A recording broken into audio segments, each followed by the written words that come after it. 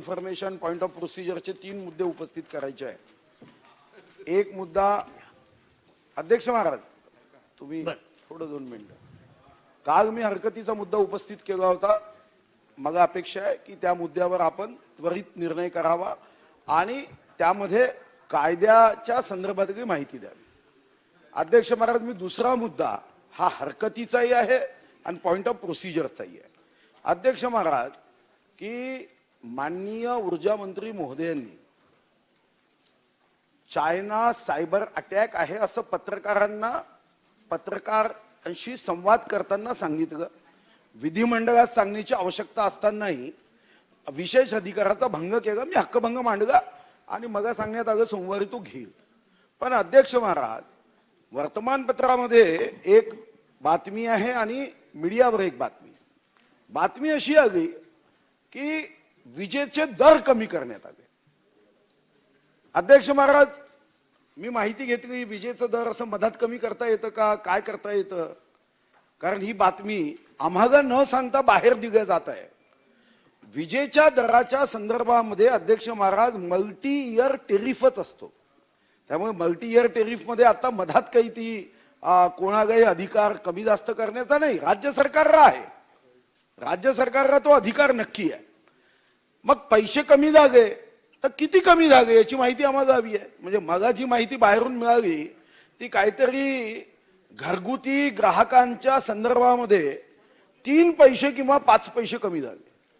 म्हणजे 1 एप्रिल 2020 ला 40 पैसे वाढ झाली आणि आता जर 3 पैसे 5 पैसे कमी झाले तर अध्यक्ष महाराज याची सत्य माहिती सभागृहाला अगोदर जाणून घेण्याचा अधिकार आहे।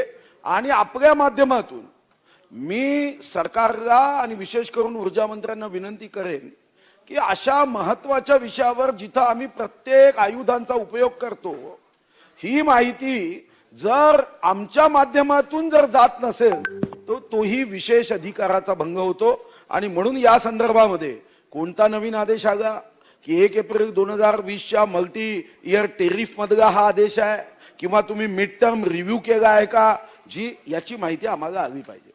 आणि तिसरा आमच्या वर्षातही उपस्थित असल्याने माझी एक विशेष विनंती पॉइंट ऑफ प्रोसिजर आणि पॉइंट ऑफ इन्फॉर्मेशन दोन्ही एकत्रित की आता शेकडो 10वी 12वीच्या विद्यार्थ्यांच्या मना प्रश्नचिन्ह निर्माण झालं आहे की बा कर्नाटक सारखं परीक्षा घेणार नाही, ऑनलाईन आहे, ऑफलाईन आहे। माझी आपल्याला विनंती आहे की अतिशय हा विषय गंभीर आहे। 1 कोटी ते 1.5 कोटी विद्यार्थी आज एक अलग मानसिकतेमध्ये जगत आहेत की काय करणार आहे सरकार।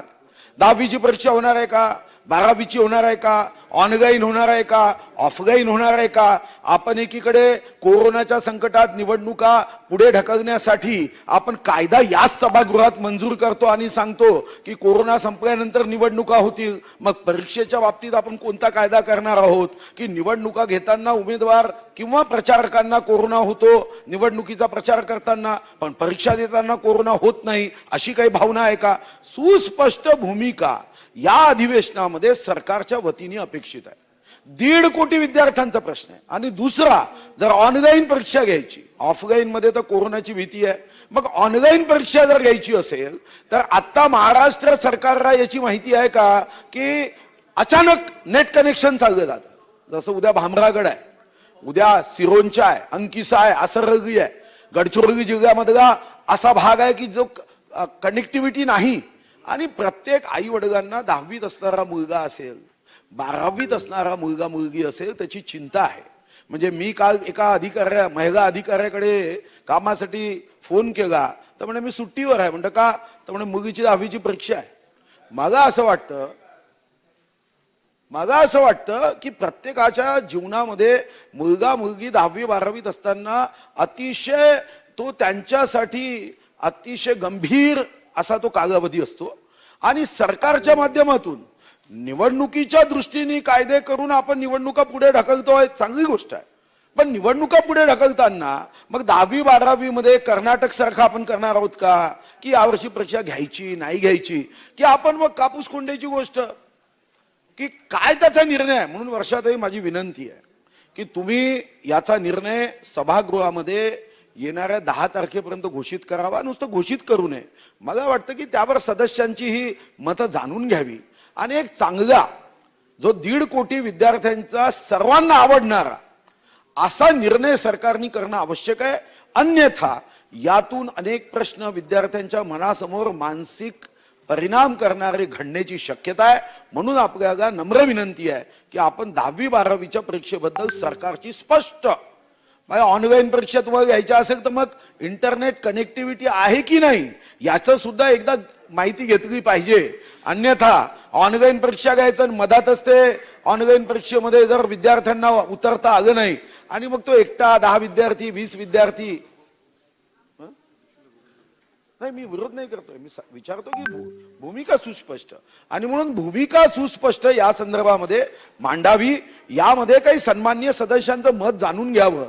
पण वर्षाताई एक महत्वाचा विषय आहे आणि तुम्ही अतिशय चांगल्या मंत्री आहात, तुमच्याकडून अपेक्षा आहे की 1.5 कोटी विद्यार्थ्यांना या संदर्भामध्ये उत्तम अशा पद्धतीचा निर्णय सरकारकडून अपेक्षित आहे. या संदर्भामध्ये सन्माननीय अध्यक्ष महोदय, सन्माननीय आमचे ज्येष्ठ सदस्य आमचे सुधीर भाऊ मुनगंटीवार यांनी हा जो प्रश्न उपस्थित केलेला आहे, मलाही माहिती आहे खूप महत्त्वपूर्ण प्रश्न आहे. आणि 1ली ते 8वी 9वी आणि 11वी यांचा एक वेगळा विषय आहे, परंतु 10वी आणि 12वी हा एक खूप महत्त्वाचा विषय, कारण ह्या बोर्डाच्या परीक्षा असतात. विद्यार्थी आणि पालक दोन्ही याच्या बाबतीमध्ये खूप मोठ्या प्रमाणामध्ये त्यांच्यामध्ये खूप चिंता असते, तणाव असतो. परंतु सन्मान्य आशिष शेलार असेल की याच्या आधीचे सुद्धा मंत्री असतील, आपण जो मुद्दा उपस्थित केला आपला मुद्द्याशी मी सहमत आहे की याच्यावर चर्चा करूनच याच्या संदर्भामधला निर्णय घेतला गेला पाहिजे. आणि दुसरा मुद्दा आपण जो मांडला तोही बरोबर आहे की आता मी सध्या सुद्धा माहिती घेते की गडचिरोली असेल किंवा चंद्रपूर असेल किंवा नंदुरबार असेल किंवा ज्या ठिकाणी डोंगराळ भाग आहे अशा ठिकाणी ऑनलाईन एज्युकेशन सुद्धा आता शक्य नाही. त्या ठिकाणी लोक आता ऑफलाईनच्या माध्यमातून शिक्षण घेत आहेत आणि त्यामुळे आपली परीक्षा ही काही विद्यापीठासारखी नसते, आपली ही बोर्डाची परीक्षा असते, सर्वांसाठी एक असते. कारण पुढे मग आपण त्याची मेरिट लिस्ट तयार करतो आणि त्याच्याप्रमाणेच आपले ऍडमिशन होत असतात. त्यामुळे खूप गोष्टींचा आम्हाला विचार करून आम्ही याच्यामध्ये असं आढळलं की आपल्याला ऑफलाईनच एक्झामिनेशन याच्यामध्ये परीक्षा घ्याव्या लागतील. दुसरं असं आहे की ऑफलाईनच घ्याव्या लागतील, हे आम्ही याच्यामध्ये आलो आहोत. कारण बोर्डाला आम्ही खूप सातत्याने विचारणा केली, एवढी यंत्रणा उपस्थित करणं निर्माण करणं आता, कारण विद्यार्थी तुम्हालाही माहिती आहे की 10वी मध्ये जवळपास बघितलं तर 16 लाखपेक्षा जास्त विद्यार्थी असतात आणि 12वी मध्ये 15 लाखापेक्षा जास्त विद्यार्थी असतात. आणि छोट्यातला छोट्या खेड्यामधला गावामधला मुलगा सुद्धा या परीक्षेसाठी जो असतो तो त्या ठिकाणी परीक्षा देत असतो.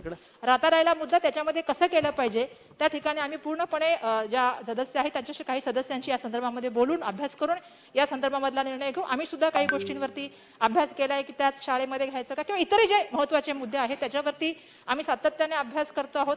पण मला या ठिकाणी सांगायला पाहिजे की मागचं पूर्ण वर्ष कोरोनाच्या माध्यमातून मुलांचं जे बघितलं तर शैक्षणिक वर्ष खूप अडचणीचं गेलं आणि अशा परिस्थितीमध्ये पुढच्या वर्षाच्या बाबतीमध्ये विचार करत असताना त्यांचं पुढच्या वर्षाचं सुद्धा नुकसान होऊ नये ही शासन म्हणून आमची भूमिका आहे, विभाग म्हणून आमची भूमिका आहे. एक मिनिट मी काही पूर्ण झालेलं नाही आणि त्यामुळे परीक्षा घेत असताना आपण पुष्कळशा गोष्टीचा भविष्यामध्ये सुद्धा विचार करू. आशिष शेलारजी मी आपल्याशी ते चर्चा करणारच या विषयामध्ये, त्यामुळे आपण इथे नाही जरी बोलत तरी आपण नंतर दोघं एकमेकाशी बोलू शकतो. त्यामुळे आपल्या सगळ्यांशी या सूचना घेऊ.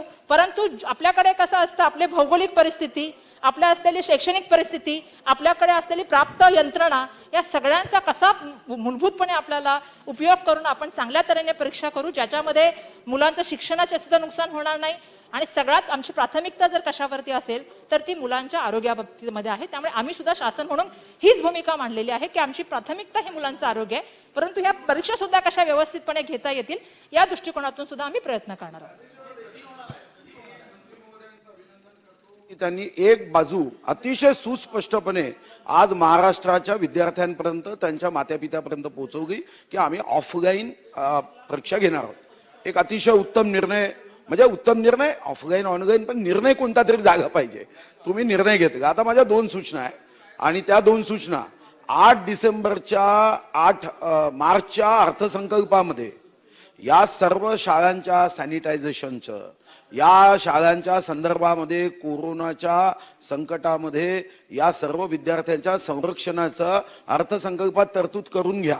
अन्यथा आपल्यालाही मंत्रालय माहिती आहे की आपण सरकारी कर्मचारी म्हणजे एका टेबलवरून दुसऱ्या टेबलवर फाईल सरकवण्याचं जो काम आहे त्याला आपण सरकारी काम म्हणतो. तर असं होता कामा नये. आणि दुसरी सूचना की सिलॅबसच्या संदर्भात तुमच्या बोर्डाच्या माध्यमातून जे सिलॅबस, कारण वर्षभरात ऑनलाईन शिक्षण झालं नाही, एक मोठी तक्रार अशी येत आहे की यामध्ये जे कधीच 10 वर्षात प्रश्न आले नाही, हे प्रश्न सिलॅबसच्या बाहेर असं सांगितलं. 10 वर्षात आले नाही. पण आपल्याला प्रश्नपत्रिकेच्या बद्दलही सुस्पष्टता आणावी लागेल की आता वर्षभराच्या अभ्यासक्रमावर आधारित प्रश्नपत्रिका करायची की काही विशिष्ट कोर्सला थोडं कमी करून, जसं अनेक राज्यात त्यांनी काही अभ्यासक्रम थोडा कमी केला आणि त्याच्यावर प्रश्नपत्रिका केल्या, यावर सुद्धा सुस्पष्टता आणून ती घोषणा तुम्ही करावी एवढी विनंती. अध्यक्ष महोदय, खऱ्या अर्थाने सुधीर भाऊंनी अतिशय महत्वाचा प्रश्न मांडला आणि माननीय मंत्री महोदयांनी सकारात्मक भूमिका घेतली. एक तर परीक्षा घेताय ती ऑफलाईन घेताय याची सुस्पष्ट भूमिका तुम्ही मांडली.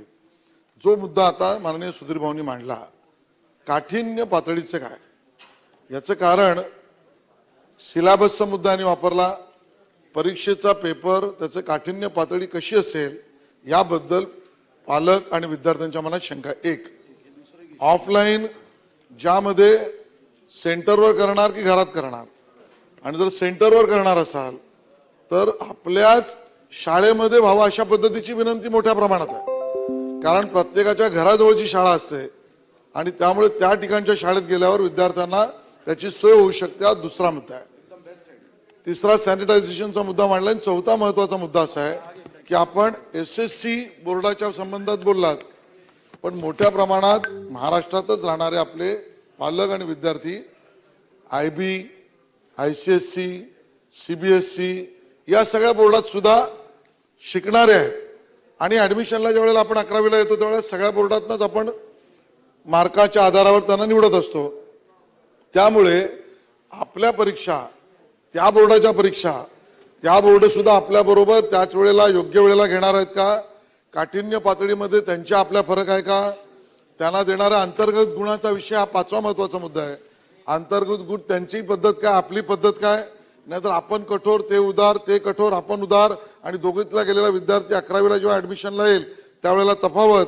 आणि बरोबरीने त्यांच्या प्रॅक्टिसला मॉडेल पेपर इश्यू करण्याची सुद्धा आवश्यकता असते. कारण त्या आधारावर, त्या मॉडेल पेपरच्या आधारावर 10वी 12वी पुरता तरी हे आपले विद्यार्थी स्वतःची तयारी करत असतात. त्यामुळे आपण ह्याचाही विचार करावा. सगळ्या प्रश्नांची उत्तरं आता देणं शक्य असेल आता द्या, नसेल शक्य तर बैठक घ्या, पण या विषयामध्ये योग्य निर्णय देणं, पालकांच्या समस्या मोठ्या आहेत त्यामुळे ते नीट चित्र सगळ्या पालकांसमोर आलं पाहिजे अशी आमची विनंती आहे. डॉक्टर संजय कुटे. सन्मान्य अध्यक्ष महोदय, त्यांनी ज्या सूचना केल्या त्याच्या बाबतीमध्ये मला सांगायला पाहिजे, कारण आशिष भाऊ या विभागाचे मंत्री सुद्धा राहिलेले आहेत. सुधीर भाऊ, सॅनिटायझेशनच्या संदर्भात मला सांगायला पाहिजे, मागील काळामध्ये सुद्धा आपण 10वी 12वीचे जे विद्यार्थ्यांना AT-KT मिळालं होतं किंवा ज्यांची नापास झाले होते अशा अनुत्तीर्ण विद्यार्थ्यांसाठी आपण पुन्हा परीक्षा मागच्या काळात सुद्धा ऑफलाईनच्या माध्यमातून घेतली होती. त्यावेळी आपण पूर्ण व्यवस्थापन केलं होतं. त्याच शाळेमध्ये करावं का हे आमचं ऑलरेडी याच्याबद्दल आमची कारवाई चालू आहे. मला आशिष भाऊंना सांगायला पाहिजे, कारण त्यांना या खात्याची माहिती आहे की आमचा जो सिलेबस असतो तो आमचा जवळपास पेपर पॅटर्न सगळं कसं मार्क द्यायचे हे सगळं आमचं 4-5 महिन्यापूर्वीपासून आमची तयारी सुरू होते. 2 महिने आम्हाला पेपर वाटप करायला लागतात. त्यामुळे त्या तऱ्हेची तयारी ऑलरेडी झालेली आहे काठिण्य पातळी बाकीच्या बाबतीमध्ये. पण मुलांना जास्त मटेरियल मिळावं, म्हणजे जास्त गोष्टी मिळाव्यात म्हणून आम्ही YouTubeच्या माध्यमातून सुरू करत आहोत. SCERTला आम्ही सांगितलंय की तुम्ही प्रश्नसंच म्हणजे क्वेश्चन बँक तुम्ही तयार करून विद्यार्थ्यांसाठी उपलब्ध करा. पेपरच्या शेवटच्या दिवसापर्यंत आपण मुलांपर्यंत त्यांचा जो अभ्यासक्रम आहे तो आपण त्या मुलांपर्यंत पोहोचवण्याचा प्रयत्न करत आहोत. 15 तारखेपासून मार्चच्या आपण प्रयत्न करतो की सह्याद्री वाहिनीचे आपल्याला काही घंट्याचे आपल्याला मिळावेत की जेणेकरून हे मुलांना म्हणजे विज्ञान असेल, गणित असेल किंवा भाषा असेल या विभागाचे जे काही गोष्टी आवश्यक आहेत त्या सह्याद्री वाहिनीच्या माध्यमातून मुलांपर्यंत पोहोचाव्यात. YouTubeच्या माध्यमातून मुलांपर्यंत कंटेंट पोहोचावे. परंतु आपल्याला सगळं करत असताना जसं मी सांगितलं की तिथली स्थानिक परिस्थिती, भौगोलिक परिस्थिती आणि बाकीचा विचार करून आपण ज्या ज्या गोष्टी शक्य आहेत त्या गोष्टीचे आपण निर्णय सकारात्मक अध्यक्ष महोदय घेत आहोत. याच्या व्यतिरिक्त काही सूचना असतील तर आपण नक्की त्याचा सुद्धा विचार करू. आपण पुढे काही करता येईल का, ज्यांना करोना असेल किंवा कंटेनमेंट झोन असेल त्यांच्यासाठी आपल्याला पुढे काही करावं लागेल का, ती सुद्धा आपल्याकडे आपण एक विचार करत आहोत. फेर परीक्षा तर आपल्याकडे आहेच, त्यांना माहिती आहे, ती सुद्धा आपल्याला घेण्याची आहे. त्यामुळे आपण विविध ठिकाणी करत आहोत. आणि जे बाकीच्या बोर्डाबद्दल आपण म्हणाल की IB असेल किंवा ICSE किंवा CBSE, त्यांच्या बाबतीमध्ये त्यांनी परीक्षेची तारखा अगोदरच डिक्लेअर केलेल्या आहे. त्यामुळे त्यांच्या परीक्षा आणि आपल्या परीक्षांचा मेळ घेऊनच करावा लागेल. आणि हा घेत असताना जसं मी सांगितलं, भौगोलिक परिस्थिती, कोकणामध्ये मग पाऊस असतो, कारण आपल्याकडे असं वेगळ्या वेगळ्या परीक्षा घेता येत नाहीत. तोच टाइम टेबल बघून आपण तो टाइम टेबल ठरवलेला आहे. त्याच्यामध्ये कशा तऱ्हेने करता येईल हा आपण अगोदरच टाइम टेबल डिक्लेअर केलेला आहे. त्याच्यामध्ये पुढच्या वेळेला अजून काय मदतीचं करता येईल का ते आपण बघण्याचा प्रयत्न या ठिकाणी करत आहोत. डॉक्टर संजय कुटे. अध्यक्ष महोदय, महाराष्ट्र विधानसभा नियम 293 अन्वये जो प्रस्ताव आलेला आहे तो पुढे त्यावर चर्चा करण्यासाठी मी उभा आहे. अध्यक्ष महोदय,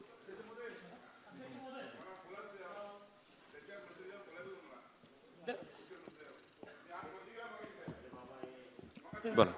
नंतर त्यांना 2 मिनिटात मी एवढंच, माननीय मुख्यमंत्र्यांनी 1 वाजताची बैठक बोलवली आहे, माझा क्रमांक 2 आहे, त्या बैठकीहून आल्यानंतर मी बोलेन. Yes thank you.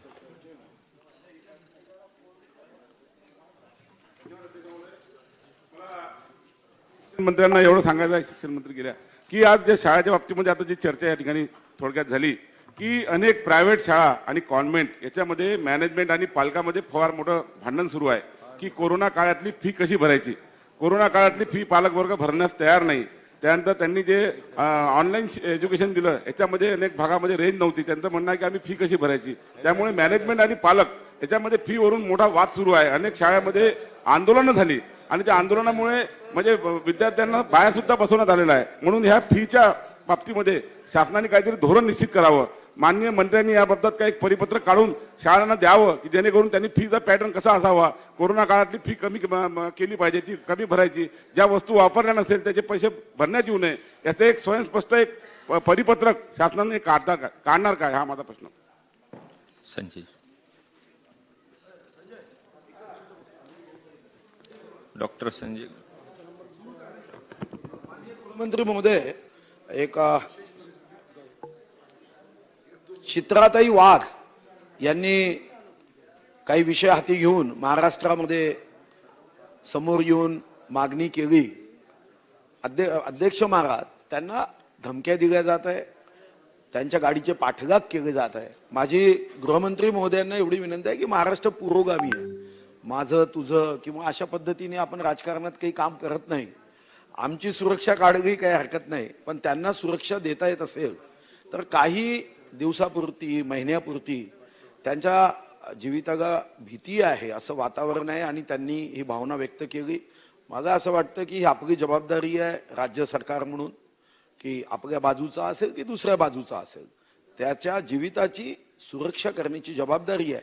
आणि जेव्हा विशेष करून असं लक्षात येतं की त्यांच्या गाडीचा पाठलाग केला जात आहे, त्यांच्या घरापर्यंत व्हिडिओ फुटेज आहे, तर मला आपल्याला नम्र विनंती आहे की कोणता असा कटू प्रसंग भविष्यात होऊ नये यासाठी जोपर्यंत वातावरण नॉर्मल होत नाही तोपर्यंत त्यांना सुरक्षा द्यावी, एवढीच मी आपल्याला नम्र विनंती करतो. संजय. असं जर काही असेल, जीवितात धोका असेल किंवा थ्रेट परसेप्शन असेल तर अवश्य त्याचा विचार करायचा.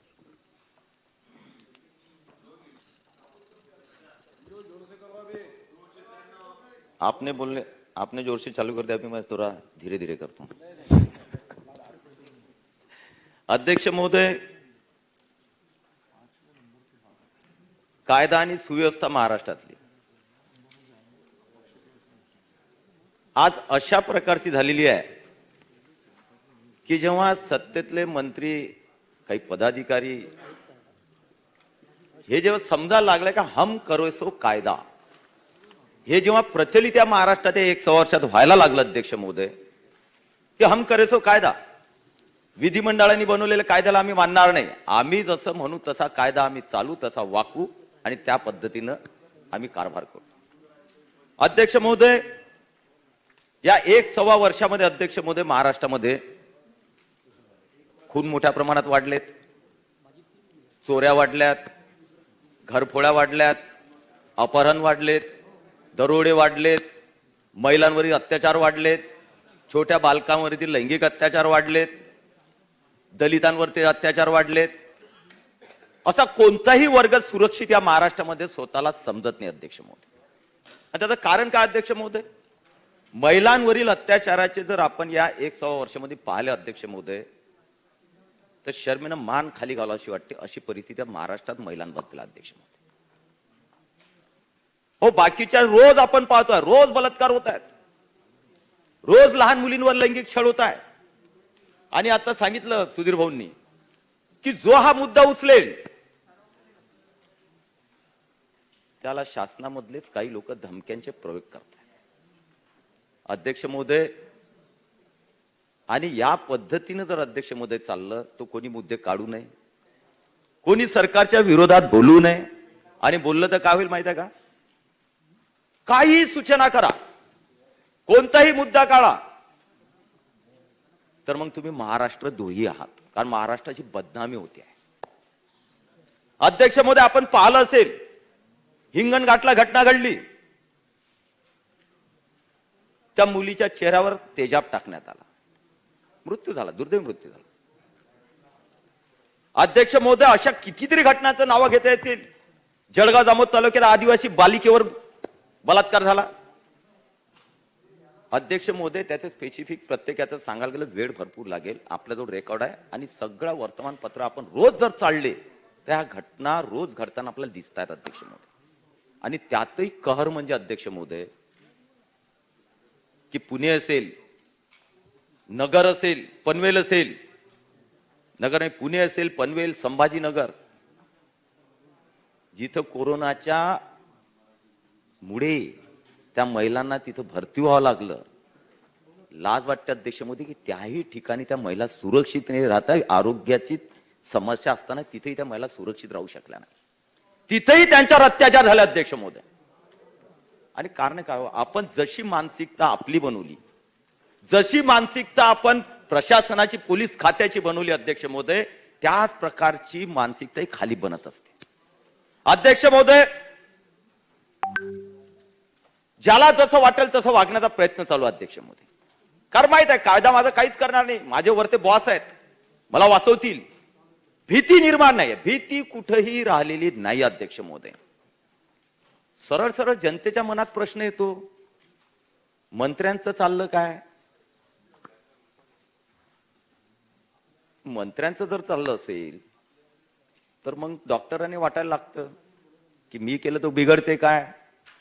मग एखाद्या पोलिसालाही वाटतं मी पण केलं तर बिघडतं काय.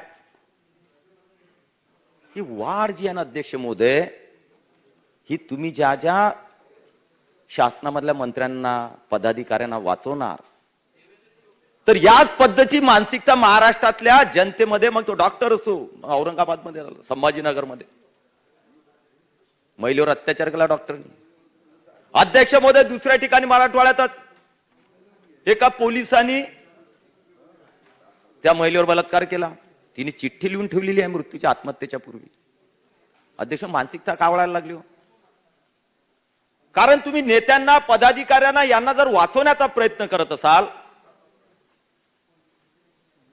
तर लोकांमध्ये मानसिकताची वाढ होण्यामध्ये कुठे वेळ लागणार नाही. आणि म्हणून एक घडते अध्यक्ष महोदय, तुम्ही बघितलं अध्यक्ष महोदय, एक मस्तवालपणा, एक माज जो आहे ना सत्तेचा, हा खालच्या लोकांपर्यंत सुद्धा हा निर्माण झालेला अध्यक्ष महोदय. काय चाललं अध्यक्ष महोदय? एका गुन्हेगाराची महाराष्ट्रामध्ये अध्यक्ष महोदय त्याला बेल मिळते आणि जेलापासून तर पुण्यापर्यंत 250 गाड्यांचा ताफा घेऊन एक कोणीतरी मोठा नेता येतोय, मोठं दिव्य काम करून येतोय, या पद्धतीने मिरवणूक निघते. हा मस्तपणा का वाढला, माज का वाढला हो? तुमचा अंकुश नाहीये, तुमचा धाक राहिलेला नाहीये.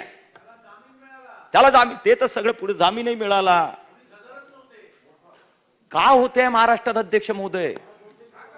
अध्यक्ष महोदय, एवढंच नाही, तो वाढदिवसामध्ये, एका वाढदिवसामध्ये 100 तलवारी नाचवल्या जातात. 100 तलवारी कुठून येतात? त्या तलवारी कशी हिंमत होते? 100 तलवारी नाचून तिथं हजारो लोकांचा जमाव असतो, 100 तलवारी नाचवल्या जातात. व्हिडिओ आहेत, आपल्याला माहित आहे, नाव घेण्याची आवश्यकता नाही. अध्यक्ष होते महाराष्ट्रामध्ये गावठी पिस्तुला, ज्या देशी पिस्तुला ह्या सर्रास वापरल्या जात आहेत, सर्रास मिळतायत. आपण पकडले काही ठिकाणी, परंतु मोठ्या प्रमाणाची वाढ कशासाठी?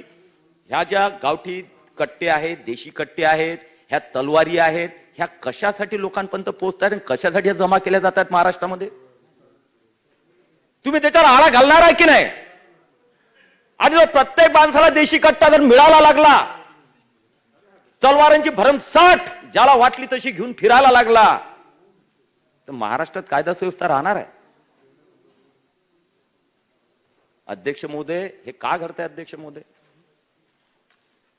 महिलांवर अत्याचारामध्ये आपण पाहतोय दिवसेंदिवस वाढ. आपण प्रत्येक प्रकरण येतोय. कुठे आपण त्याचं ठीक आहे, काही ठिकाणी त्या वेगळी त्याच्यामध्ये असतं अध्यक्ष महोदय, परंतु जेव्हा तुम्ही सगळ्यांना वाचवण्याचीच मानसिकता घेतलेली आहे, तुम्ही गृहमंत्री म्हणून तुमच्यावर काही काही दबाव येऊ शकतात, असतीलही, मला माहित नाही आहेत की नाही, पण विदर्भाचे तुम्ही सुपुत्र आहे, दबाव तुम्ही झुगारून द्यायला पाहिजे. कोणी असो, कणखर नेतृत्व केलं पाहिजे. तुम्ही जर कणखर राहिले, तुमच्यावर कोणत्या नेत्यांचा किंवा वरिष्ठांचा दबाव नाही आला, तर 6 महिन्याच्या आतमध्ये कायदा आणि सुव्यवस्था या महाराष्ट्रातली चांगली होऊ शकते. कारण त्या पद्धतीचे पोलीस अधिकारी सुद्धा या महाराष्ट्रात आहेत. फक्त आपला रोजचा इंटरफरन्स, रोज हस्तक्षेप, रोज त्या पोलिसांवर दबाव. का डीजी सोडून गेलो दिल्लीला? महाराष्ट्राचे कुजबूज आहे, खरं खोटं तुम्हीच जाणताय, कुजबूज आहे. बदल्या नाही ऐकलं डीजींनी, त्यांची इच्छा नव्हती, त्याबद्दल करायचं नाही, अशा कुजबूज तुमच्याच डिपार्टमेंटमध्ये आहे. आणि म्हणून डीजींनी नाईलाज असतो की मी थांबणारच नाही, दिल्लीला चालले गेले.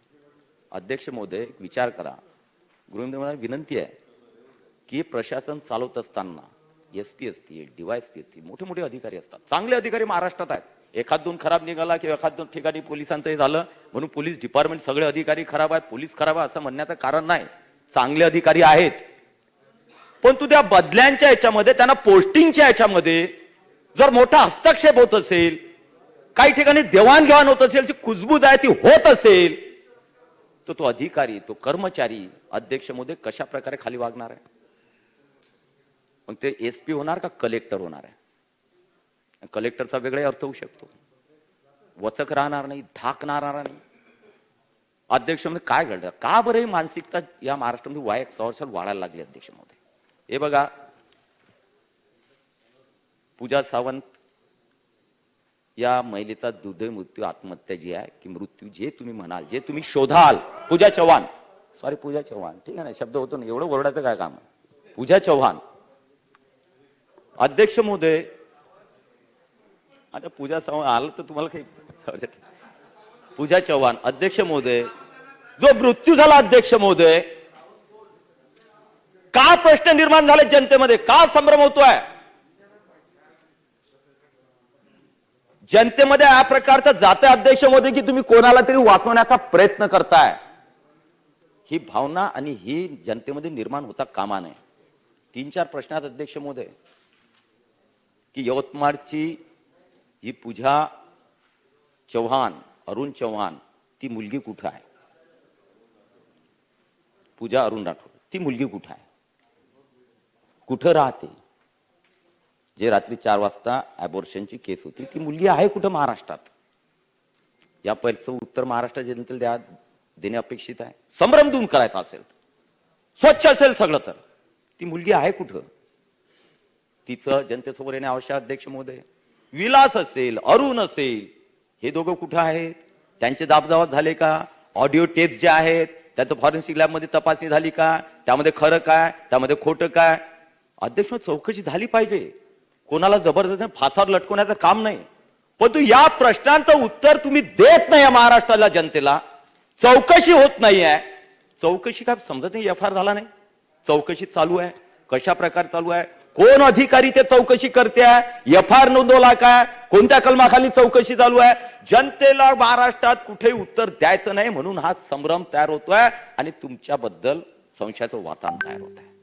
अध्यक्ष महोदय, तुमच्या, मी आता बोलणार नाही, नाव शक्यतो घेणार नाही, एक मोठ्या पदाधिकाऱ्यांनी, जो योगचा अध्यक्ष आहे महाराष्ट्राचा, ती मुलगी येते, सांगते, धडधड सांगते की यांनी माझ्यावर बलात्कार केला, त्याचे व्हिडिओ क्लिप्स आहेत. कारवाई होत नाही. अजून एक प्रकरण महाराष्ट्रात तसं घडलं. बरं, त्या महिलेनं अर्ज वापस घेतला म्हणून त्यावर बोलणे अपेक्षित नाही, परंतु ते नैतिकतेला धरून आहे का? हा संदेश जो जनतेमध्ये जायचा तो गेलाच. असं कितीतरी अध्यक्ष महाराष्ट्रामधले सांगता येईल की जिथं जिथं ह्या घटना घडतायत आणि त्याच्या निदर्शनास जनतेमध्ये जो मेसेज जातोय आणि त्यामुळे काही प्रमाणामध्ये बाकीच्या लोकांमध्ये सुद्धा हिंमत वाढते की आम्ही जर केलं तर आम्हाला वाचवणार आहेतच आणि त्यांना वाचवू शकता, आम्हाला काय नाही.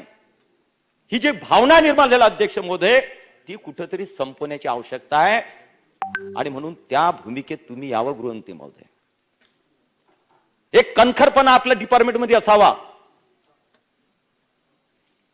आता पालघरमध्ये अध्यक्ष महोदय, कायदा सुव्यवस्थेचं राज्य आहे ना, 2 साधूंची ठेचून दगडाने ठेचून मारून हत्या महाराष्ट्रात होते. आता साधू म्हटलं की तो भीतीच वाटते, कारण महाराष्ट्रातले एक मंत्री, सन्मान्य मंत्री, फार की साधूंना नालायक म्हणायला लागला तर पुरे साधू वर्गाला. तर आता आपण त्यांना ते काय प्रकारचे होते त्यामुळे कदाचित हत्या झाली का? अध्यक्ष महोदय, नालायक म्हणायचं आणि 2 साधूंची महाराष्ट्रामध्ये हत्या होते अध्यक्ष महोदय पालघरमध्ये. काही नाही, 4-5 दिवसानंतर जेव्हा मीडियामध्ये तेव्हा आम्ही उचलतो तेव्हा तुम्हाला जाग येते. आपण संवेदनशील आहे आणि सगळे व्हिडिओ समोर आहेत जनतेच्या. का चीड निर्माण होणार आहे जनतेमध्ये? आणि आजकाल तर महाराष्ट्रामध्ये विखे पाटील साहेब, हिंदूंच्या बद्दल जर काही बोलायचं म्हटलं की एवढा राग येतो. राम मंदिराची वर्गणी जमा आपण करतोय, लोक देत आहेत, समर्पण करतायत, त्याच्यावरही टीका. हिंदूंचं काही असलं का संपलं. बाकीच्यानी कोणी तलवार नाचवायची, कोणी काही करायचं, कोणी वाढदिवस करायचा. आता पोलिसांचा वाढदिवस झाला 3 दिवसापूर्वी कोरोनाच्या ह्याच्यामध्ये नियमामध्ये मस्त वाघ, ज्याला जसं वागायचं तसं महाराष्ट्रात वागणं चालू आहे. का तर अंकुश कुठेही नाही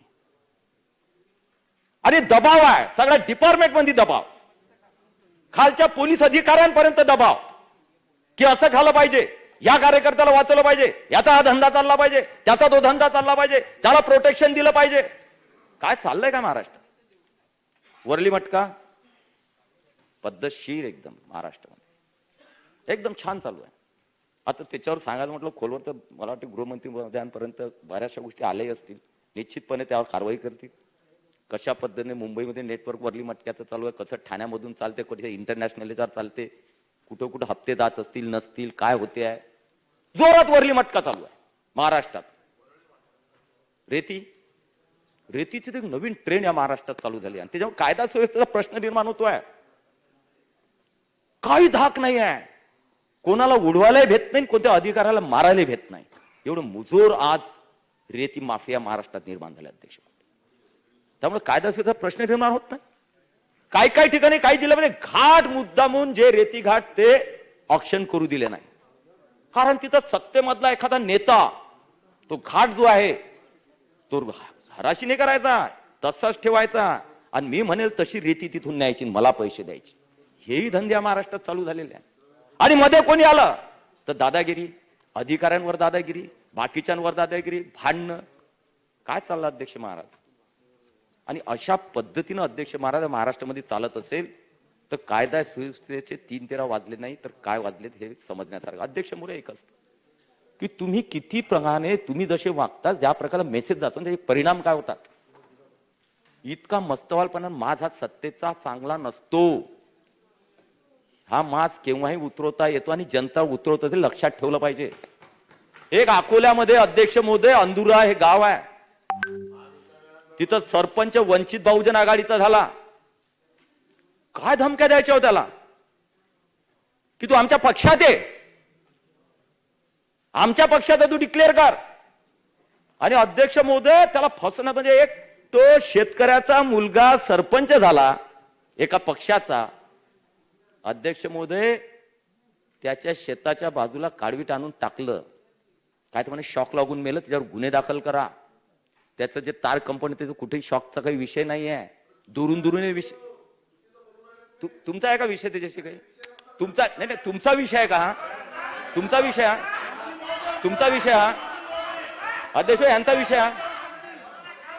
यांचा विषय हा? यांना का लागला अध्यक्ष महोदय? अध्यक्ष महोदय यांचा काय प्रॉब्लेम आहे? तुमचा काही संबंध नाही.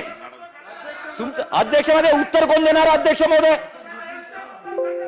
याचं उत्तर कोण देणार? अध्यक्ष महोदय याचं उत्तर कोण देणार? अध्यक्ष महोदय याचं उत्तर कोण देणार? अध्यक्ष महोदय मग काय यांना का लागलं? अध्यक्ष महोदय यांचा काही संबंध आहे का? एक मिनिट.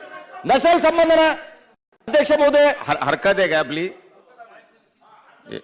एक मिनिट.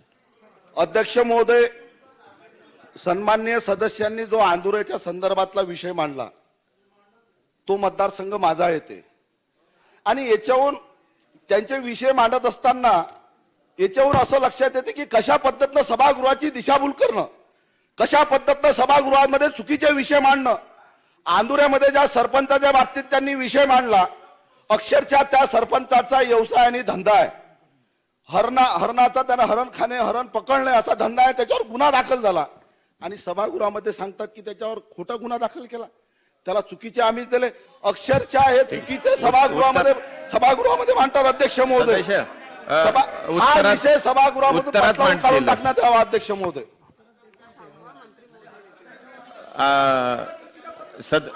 सदस्यांना विनंती करतो, आपण आदरणीय सन्माननीय सदस्य बोलत असताना जेव्हा सन्माननीय आमदार आपल्या विधानसभा मतदारसंघाच्या बाबतीत सत्यता सांगतात तर त्याच्यावर विश्वास ठेवायला पाहिजे. ज्यांना संपूर्ण महाराष्ट्राची माहिती असेल पण ते आपल्या विधानसभा मतदारसंघाच्या बाबतीत सांगतात, ते तर ऐकून घेतलं पाहिजे. अध्यक्ष महोदय, ओके बोल. एक चांगला निर्णय तुमच्याकडून अपेक्षित आहे. निर्णय काय अपेक्षित आहे? ही चर्चा सुरू आहे, त्याचं उत्तर मंत्री महोदयांनी द्यायचं. त्या मंत्री महोदयाच्या उत्तरामध्ये प्रश्न चुकीचा असेल तर तो अपेक्षित आहे, त्याला अडचण नाही. हरकतीचा याच्यात मुद्दा काय, हा महत्वाचा मुद्दा आहे ज्याच्यावर तुमच्याकडून आम्हाला अपेक्षित आहे. यासाठी अपेक्षित आहे की असं उठून प्रत्येक जणांनी त्या मुद्द्याचं उत्तर द्यायचं तर अध्यक्ष महाराज मग सभागृहामध्ये आपण काहीच कामकाज करू शकणार नाही. सत्य असत्य काय आहे?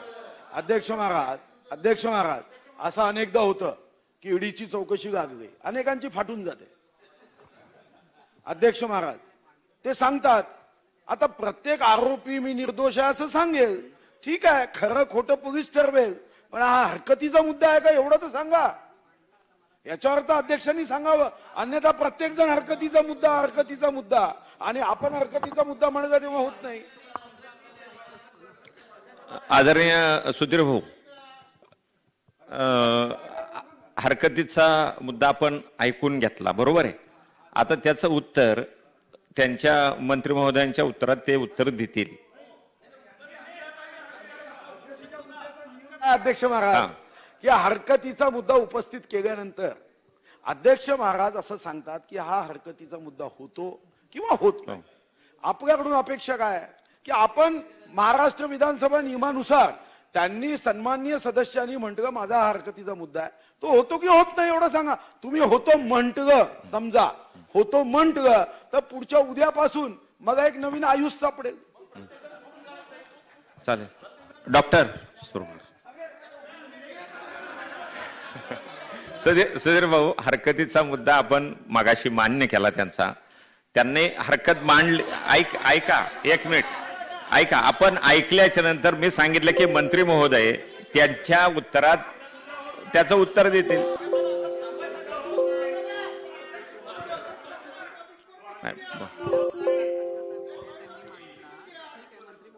आपण थोडं समजून घेऊ. त्यांच्या विधानसभेच्या क्षेत्रातला कदाचित तो विषय असल्यामुळं हरकत घेतली असेल. अध्यक्ष महोदय, संजय हा मंत्री महोदय, अध्यक्ष महोदय त्यांनी तो मांडला त्यांचा मी बघायला सांगितलं. विधानसभेला त्यांना जास्ती माहिती आहे ना, तिथं आपण जनरली त्यांच्या विधानसभेचा प्रश्न आहे. त्यांनी वस्तुस्थिती सांगितली, त्या ठिकाणी चुकीची माहिती रेकॉर्डला येऊ नये म्हणून त्यांनी सांगितलं. ठीक आहे. डॉक्टर जी, अरे यार तुम थोडं जाऊ उधर. अध्यक्ष महोदय, ही प्रथा, छान प्रथा तुम्ही प्रस्तावित केलेली अध्यक्ष महोदय या महाराष्ट्राच्या विधानसभेत. आता गृहमंत्री महोदयाने काही उत्तर दिलं तर आमची हरकत राहणार अध्यक्ष महोदय. कारण मग गृहमंत्र्यांना सगळंच माहिती आहे, त्यांच्याकडे डिपार्टमेंट आहे, मग प्रत्येक प्रश्न उत्तर त्यांनीच द्यायला पाहिजे होतं. अशी जर पद्धत आपण या विधानसभाच्या सभागृहात जर लावली, मग माझ्या मतदारसंघातलं किंवा माझ्या रिजन मधलं मी म्हणेन, किंवा मला असं वाटलं की माझ्या महाराष्ट्रातलं कोणताही तुम्ही मुद्दा मांडला तर आम्ही हरकत घेऊ शकतो, कारण आमची पण माहिती आहे, आम्ही म्हणू ते सत्य मानावं लागेल. काय पद्धत लावली. आणि गृहमंत्री महोदयांनी प्रोटेक्ट करावं अशा विषयामध्ये आणि विधानसभेचे नियम प्रथा परंपरा सगळ्या धुडीस मिळवा, अध्यक्ष योग्य नाही. अशा पद्धतीने सभागृह नाही. ते आमचे मित्र आहेत, ते नवीन आहेत, ते मित्र आहेत आमचे, त्यांचा कदाचित उत्साहामध्ये तुमचा काही संबंध त्या प्रकरणाशी नाही आहे, पण तू आता प्रत्येक जणांना म्हणायला लागले हे माझ्या विधानसभेतला आहे, हे चुकीचं आहे, हे बरोबर आहे. ठरवणार कोण? हे सभागृह ठरवणार ना, की प्रत्येकानं उत्तर द्यायचं, हे चालू ठेवायचं आपल्याला सभागृहात. आयुध आहेत तुमच्याजवळ, तुमचे गृहमंत्री आहेत, तुम्ही जाऊन सांगायला पाहिजे की साहेब असं नाही, हे असं आहे काहीतरी अध्यक्ष महोदय. आणि तुम्ही तर अशा पद्धतीने उत्तर द्यायला पाहिजे अध्यक्ष, तुम्ही त्याच्यावर रूल द्यायला पाहिजे, रुलिंग करायला पाहिजे अध्यक्ष महोदय. असं थोडी कामकाज चालणार आहे. एक मिनिट डॉक्टरजी, की ज्या वेळेला आपण हरकत ऐकून घेतली की त्यांच्या मतदारसंघातला विषय त्यांनी सांगितला, तो त्याचं विश्लेषण मंत्री महोदयानं करावं असं मी सांगितलेलं आहे.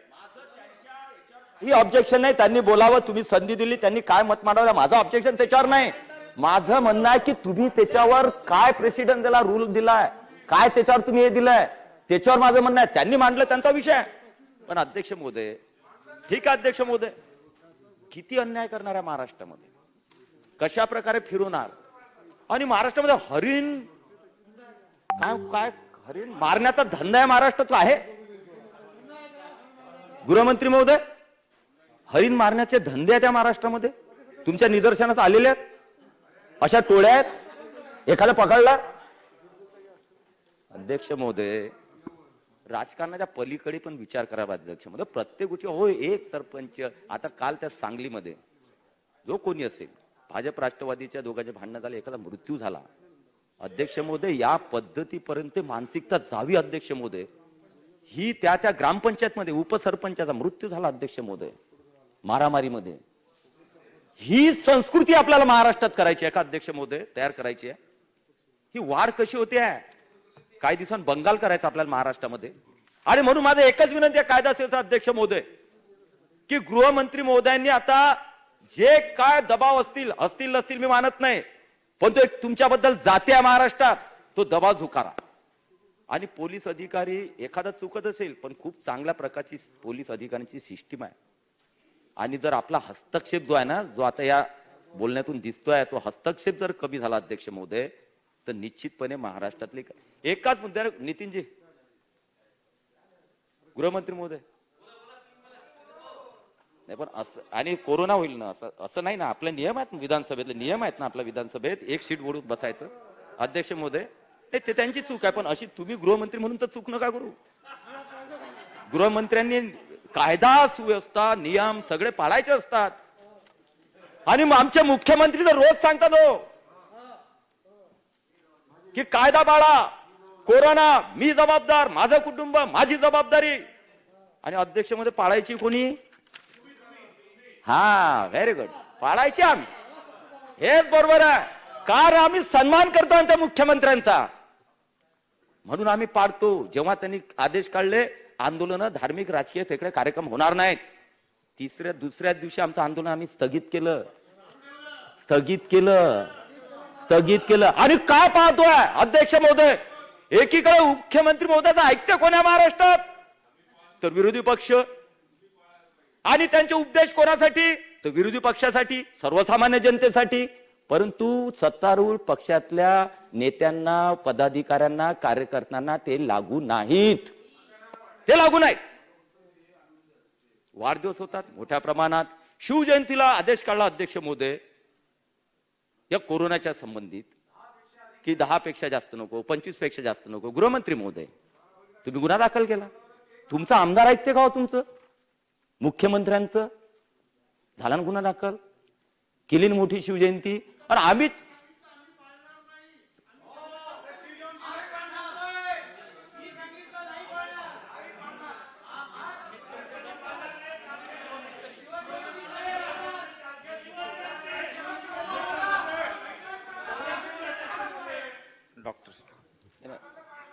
असं बोलून चालतंय का अध्यक्ष महोदय? मला सुरू करा. बोलून का उभं राहून चांगलं बोलता येतं. अध्यक्ष मध्ये कोण ऐकतो कोण हो? महाराष्ट्रामध्ये मुख्यमंत्री महोदयाचं कोण ऐकतंय महाराष्ट्रात? किती उदाहरण सांगायचे. कोरोना आहे, आदेश निघाले प्रदेश काँग्रेस अध्यक्षांचा. अजय मेहता ते सुधीर भाऊ तिथं सल्लागार होते, अजय मेहता असतील, त्यामुळे त्यांचं जास्त ऐकलं जात असेल तो वेगळा विषय आहे. पण तो मुख्यमंत्र्यांचा खाली कोण ऐकते हा विषय महत्वाचा आहे. प्रदेश अध्यक्षाचा काँग्रेसच्या मोठा सत्कार सोहळा झाला, चार्ज हँडओव्हरचा. कोरोना नाही, कोरोना तिथं कोरोना नाही, हजारो लोक, काही कोरोना नाही आम्हाला आहे का तिथं? आता पोरा दिवशी तर तुम्हीच सांगितलं मोठ्या प्रमाणात क्राऊड झाली, कोरोना नाही. काँग्रेसचं त्या दिवशी सायकलचं मोठं एक आंदोलन झालं, सगळेच्या सगळे 100-200 जण आले, तिथं कोरोना नाही, तिथं आंदोलनावर बंदी नाही, त्यांना त्यांच्यावर गुन्हे दाखल नाही, त्यांना सगळी परमिशन. अध्यक्ष महोदय आझाद मैदानावर ते सगळे याद हे करतील ते सगळ्यांना परमिशन. विरोधी पक्षाने सर्वसामान्य जनतेनं बिलकुलही काही करायचं नाही, कोरोना आहे आम्ही पाळतोय, आम्ही नियम तुमचे पाळतोय. मास्क मी कधीच काढला नाही आतापर्यंत. उद्धवजींनी सांगितलं मास्क ठेवायचा, वासच मला वाटतं काल नितीनजी भेटले होते ना, मास्क स्वतः लावलेला माझा. मी बिलकुल नियम पाळणारा माणूस आहे, कारण मुख्यमंत्री महोदयाचा आदर केलाच पाहिजे. पण दुसरीकडे काय चालू आहे अध्यक्ष महोदय? कोरोनाच्या आडमध्ये आंदोलन करायचे नाही, तुम्ही करायचे, तुमच्या सगळ्यांनी केलेच चालतात.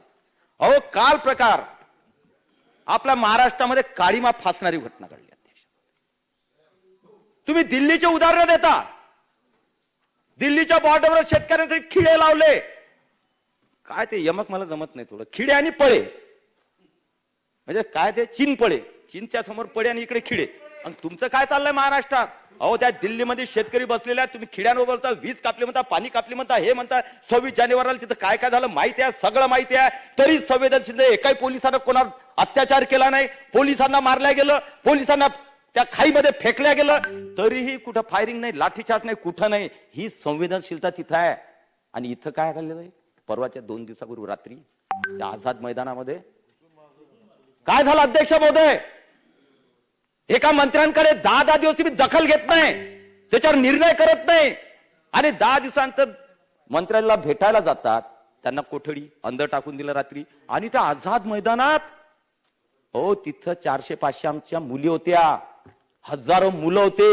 हे भविष्य महाराष्ट्राचं. काय केलं तिथं? पहिले ब्लॅकआउट केला. तुम्ही दिल्लीचं म्हणताय ना, ब्लॅकआउट केला तिथं, पहिला अंधार केला, पोलीस फौज फाटा लावला, एकाला उचलून नेलं. आणि त्याहीपेक्षा कहर हा की त्या आझाद मैदान जिथं त्या मुली चालल्या बिचारा रस्त्यानं, व्हिडिओ आहेत सगळीकडे व्हायरल होत आहेत, आमच्या जोडी तुमच्याकडे पोहोचले असतील, पोहोचण्याचं पोहोचू. हो लोकल मध्ये बसवला, जो दिसेल त्या मुलीला ह्या लोकल मध्ये बस, ते तिकडे काय चाललंय? त्या बिचाऱ्या विदर्भातल्या मुली, मराठवाड्यातल्या मुली, पश्चिम महाराष्ट्रातल्या मुली, और कमीत कमी तेवढं सौजन्य, तेवढी संवेदनशीलता महाराष्ट्रात आहे की नाही? त्या रात्रभर कुठं जातील, कुठं राहतील, त्यांच्यासोबत काही झालं तर काही नाही. त्या मुली रात्रभर फिरत राहिल्या, लोकल मध्ये बसवल्या, काही वापस आल्या बिचाऱ्या, काही रस्त्याच्या कडेला बसलेल्या होत्या. ते मुलं कुठं बसलेल्या, पोलीस जिथं तिथं, कोणी त्या भिंतीच्या मागे बसलेला, जिथं जागा फिरून रात्रभर त्यांनी काढली अध्यक्ष महोदय. लाज वाटावी अशी. आणि दुसरीकडे देताना दिल्लीचं उदाहरण, दिल्लीचं देताना उदाहरण तुम्ही, हे काय चाललंय महाराष्ट्रात? तिथं एक लाठीचार्ज नाही झाला, एक काठी नाही, संवेदनशील सरकार आहे. आणि इथं काय? अंधारामध्ये लाठीचार्ज, मुलींना हुसकावून लावणे, त्यांच्या जीवाचं बरं वाईट झालं असतं, त्यांच्यासोबत काही झालं असतं तर. अध्यक्ष महोदय, हे आपली महाराष्ट्र अध्यक्ष महोदय, आणि कायदा सुव्यवस्थित हा अध्यक्ष महोदय. आणि त्यानंतर अध्यक्ष महोदय त्यांना आझाद मैदानात बसण्यासाठी अजूनही जागा नाही. तुम्ही ठरवलं का अध्यक्ष महोदय? उमेदचे कर्मचारी असतील त्यांच्यावर गुन्हे दाखल, आंदोलन केलं तर? अध्यक्ष महोदय शिक्षक विना शिक्षक अध्यक्ष महोदय गुन्हे दाखल, पकडून न्यायचं, आंदोलन करता येणार. आणि तुमच्या कार्यकर्त्यांनी, तुमच्या नेत्यांनी, तुमच्या पक्षांनी आंदोलन करायचे. आता सांगतो, परवाच दिवशी 8 तारखेला अध्यक्ष म्हणून बुलढाण्यामध्ये आंदोलन घोषित झालेलं आहे. काय करणार आहे तुम्ही? काँग्रेस पक्षाचं जिल्ह्याचं आंदोलन 8 मार्चला बुलढाणा येथे होणार आहे. परमिशन देणार आहे? ते आंदोलन होऊ देणार आहे? काय करणार आहे? म्हणजे तुम्ही केलं तो कायदा, हम करे सो कायदा. आम्ही आंदोलनही करू, आम्ही मोर्चेही काढू, आम्ही वाढदिवस घेऊ. विरोधी पक्षाने सर्वसामान्य जनतेने आंदोलन करू नये, धार्मिक कार्यक्रम करू नये, राजकीय कार्यक्रम त्याच्यावर बंदी आहे, आम्ही पाळायचं. हा मस्तवालपणा तुमच्याकडून चालू ठेवायचा. मंदिरात म्हणे कोरोना होतोय, मंदिरामध्ये उघडल्यानं काय बाबा म्हणे ते आले की मंदिर उघडा, मंदिर उघडा, मंदिर उघडा, उघडलं मंदिर, झाला कोरोना. मंदिरात स्टॅटिस्टिक द्या इकडे, मी स्टॅटिस्टिक मांडणार नाही, पण तुमच्याकडून अपेक्षित आहे कोणत्या मंदिरातून, सिद्धिविनायक मंदिरातून किती कोरोना झाला, पंढरपूरच्या मंदिरातून किती जणांना कोरोना झाला तिथले रिपोर्ट, शिर्डीच्या मंदिरातून किती जणांना कोरोना झाला, शेगावच्या मंदिरातून किती जणांना कोरोना झाला, आणि इथं कोरोना होतो असं यांचं म्हणणं. आणि वरळीच्या पबमध्ये हजारो मुलं आणि मुली रात्री 2-2 पर्यंत 3-3, 4 जण धिंगाणा करतात, तिथं कोरोना नाही. नाईट लाईफ आहे ते, तिथं थोडी कोरोना होतो. श्रद्धेनं गेलं तर कोरोना होतो, धिंगाणा करायला गेलं तर कोरोना होत नाही. बहुतेक कोरोनानी बी त्यांचे काय स्टेन काय बदलत असतात ना, ते रूप बदलतात, तसा रूप बदललेला आहे की तुम्ही याच्यात करा, तिकडे नाही होणार. डान्स बार मध्ये तिथं कोरोना होणार नाही, चालू जायचे. दारूच्या दुकानात तिथं कोरोना होणार नाही. कोरोना होतो फक्त मंदिर, शिवजयंती त्या दिवशी कोरोना होणार, तरी आम्ही पाडतो. पण तुम्ही पाडता का अध्यक्ष महोदय? नाही पाडत. आणि कोरोनाच्या का अध्यक्ष महोदय, मी माननीय सन्माननीय आमचे महाराष्ट्राचे मुख्यमंत्र्यांचं मी त्या दिवशी भाषण ऐकलं. अध्यक्ष महोदय, कोरोनावर जर कोणी बोललं की एवढा राग येतो, का राग येतो? म्हणजे आम्ही केलं ते चांगलं म्हणा, जे चाललंय ते अतिउत्तम काम केलं असं म्हणा, नाही तर मग तुम्ही महाराष्ट्रद्रोही होणार.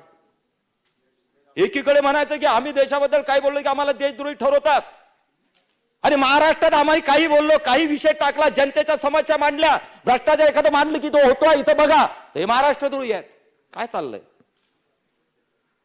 अध्यक्ष महोदय, कोरोनाच्या काळामध्ये अध्यक्ष महोदय सुरुवात झाली, अतिशय गंभीर परिस्थिती. सुरुवातीला माहिती आहे सुविधा कमी असतात सगळ्या, आपण वाढवत नेलो अध्यक्ष महोदय. पण असे प्रसंग, अशी तुमची प्रशासनाची मानसिकता, वरतून तुमचे निर्देश असतील अध्यक्ष महोदय, की त्या पिरियडमध्ये तुम्हाला राजकारण करायचं होतं. अध्यक्षमध्ये मी माझ्या मतदारसंघातलं सांगतो, अध्यक्षमध्ये माझ्या जिल्ह्यातलं सांगतो. सुरुवातीला मला सांगण्यासाठी अभिमान वाटत नाही किंवा सांगावं असंही वाटत नाही, तो माझा स्वभाव नाही. पण तू प्रशासनाला आणि शासनाला मदत करण्याची भूमिका पहिल्या दिवशीपासून आम्ही घेतली होती, कारण आम्हालाही समजतं, आम्ही संवेदनशील, आम्हाला माणुसकी आहे. 3 महिन्याचा पगार 3 तालुक्याला कोरोना लागल्यावर 4थ्याच दिवशी मी दिला, प्रशासनाला दिला, तहसीलदारांकडे, की ज्याही आता आपल्याजवळ सुविधा नाही आहेत, वेळेवर पीपी किट कुठून येणार आहे, आणि त्यांना अत्यावश्यक होती की तिथं शेगावमध्ये पेशंट निघाले, पाटकरी 500 पीपी किट आणून दिल्या. ठीक आहे, शासनाकडून देतील, कारण तेव्हा सुविधा नव्हत्या. पण माहित आहे तुमचे मस्तवाल अधिकारी, त्यावेळेचे कलेक्टर, नाव घेणार नाही, त्या तत्कालीन कलेक्टर, त्यांनी काय आदेश दिले तहसीलदारांना की हे तुम्ही आमदाराकडून प्रत्येक तालुक्याला निधी घेतलाच कसा, यापुढे याद राखा, कोणत्या आमदाराला बोलायचं नाही कोरोनाच्या मीटिंग मध्ये, आणि त्यांच्याकडून 1 रुपया घ्यायचा नाही. मेले तरी चालतात, कोणाला पीपी किट नाही मिळाले चालते. हो, आम्ही लोकप्रतिनिधी आहात, संवेदना आहे. आमच्या मतदारसंघामधला एखाद्या तिथं प्रॉब्लेम येत असेल तर तिथं आम्ही मदत करू नये, त्याच्यात राजकारण. आणि मग तुम्ही काय दिवे लावले समोर, तुम्ही काय दिवे लावले पुढे, काय दिवे लावले? मग त्या आपल्या महिला आहेत, त्यामुळे कसं आहे की मग एक म्हटलं की महिलांचं, आता महिलांना किती, आता एक महिला लोकप्रतिनिधी बी असतात, महिला अधिकारी बी असतात, जेंट्स अधिकारी बी असतात, लोकप्रतिनिधी, पण महिला म्हटलं की थोडं सेन्सिटिव्ह विषय होतो, बरं नाही वाटत. मला वाटतं आदरा नाही घेतलं तरी बरं नाही वाटत. चला, आणि मग तुम्ही काय दिवे लावले कोरोनामध्ये? अध्यक्ष महोदय, कोरोनाचे बघा अध्यक्ष महोदय, कोरोना वाढत गेला महाराष्ट्रामध्ये. एकीकडे आपण म्हणतो किती टीका करायची हो, फक्त राजकीय भाषण टीका करायची, की आम्ही इकडे थाली दिली भरलेली, आणि यांनी खाली थाली दिली, आम्ही भरलेली थाली दिली. काय साध्य केलं महाराष्ट्राचं हे भाषण करून? काय भाषणामध्ये आपण मुद्दा काय साध्य केलं महाराष्ट्रात? काय जनतेला संदेश दिला अध्यक्ष महोदय तुम्ही? काय दिला? हो, थाळ्या वाजवल्या, टाळ्या वाजवल्या या महाराष्ट्रामध्ये, तर त्या कोविड योद्ध्यांसाठी वाजवल्या, आणि आपणही सन्माननीय नेत्यांनी, सत्तारूढ पक्षातल्या नेत्यांनी वाजवल्या. त्याच्यामुळे कोरोना जाणार नव्हता हे एखाद्या शेबळ्या मुलाला सुद्धा समजते.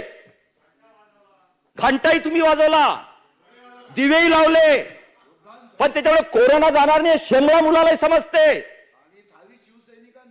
पण त्याच्या मागची एक भावना असते. अरे आम्ही मुख्यमंत्री म्हणून आदेश दिला, आम्ही पाळत नाही, पाळले नाही, आम्ही मास्क वापरत नाही रोज. तुम्ही पाळता, आम्ही पाळतो. पण पंतप्रधानांनी सांगितलं ना, बरं तेव्हा पाळलं आणि नंतर सुरू झालं राजकारण की टाळ्या आणि थाळ्या, हे आणि ते, त्यानंतर राजकारण. असं काय करताय?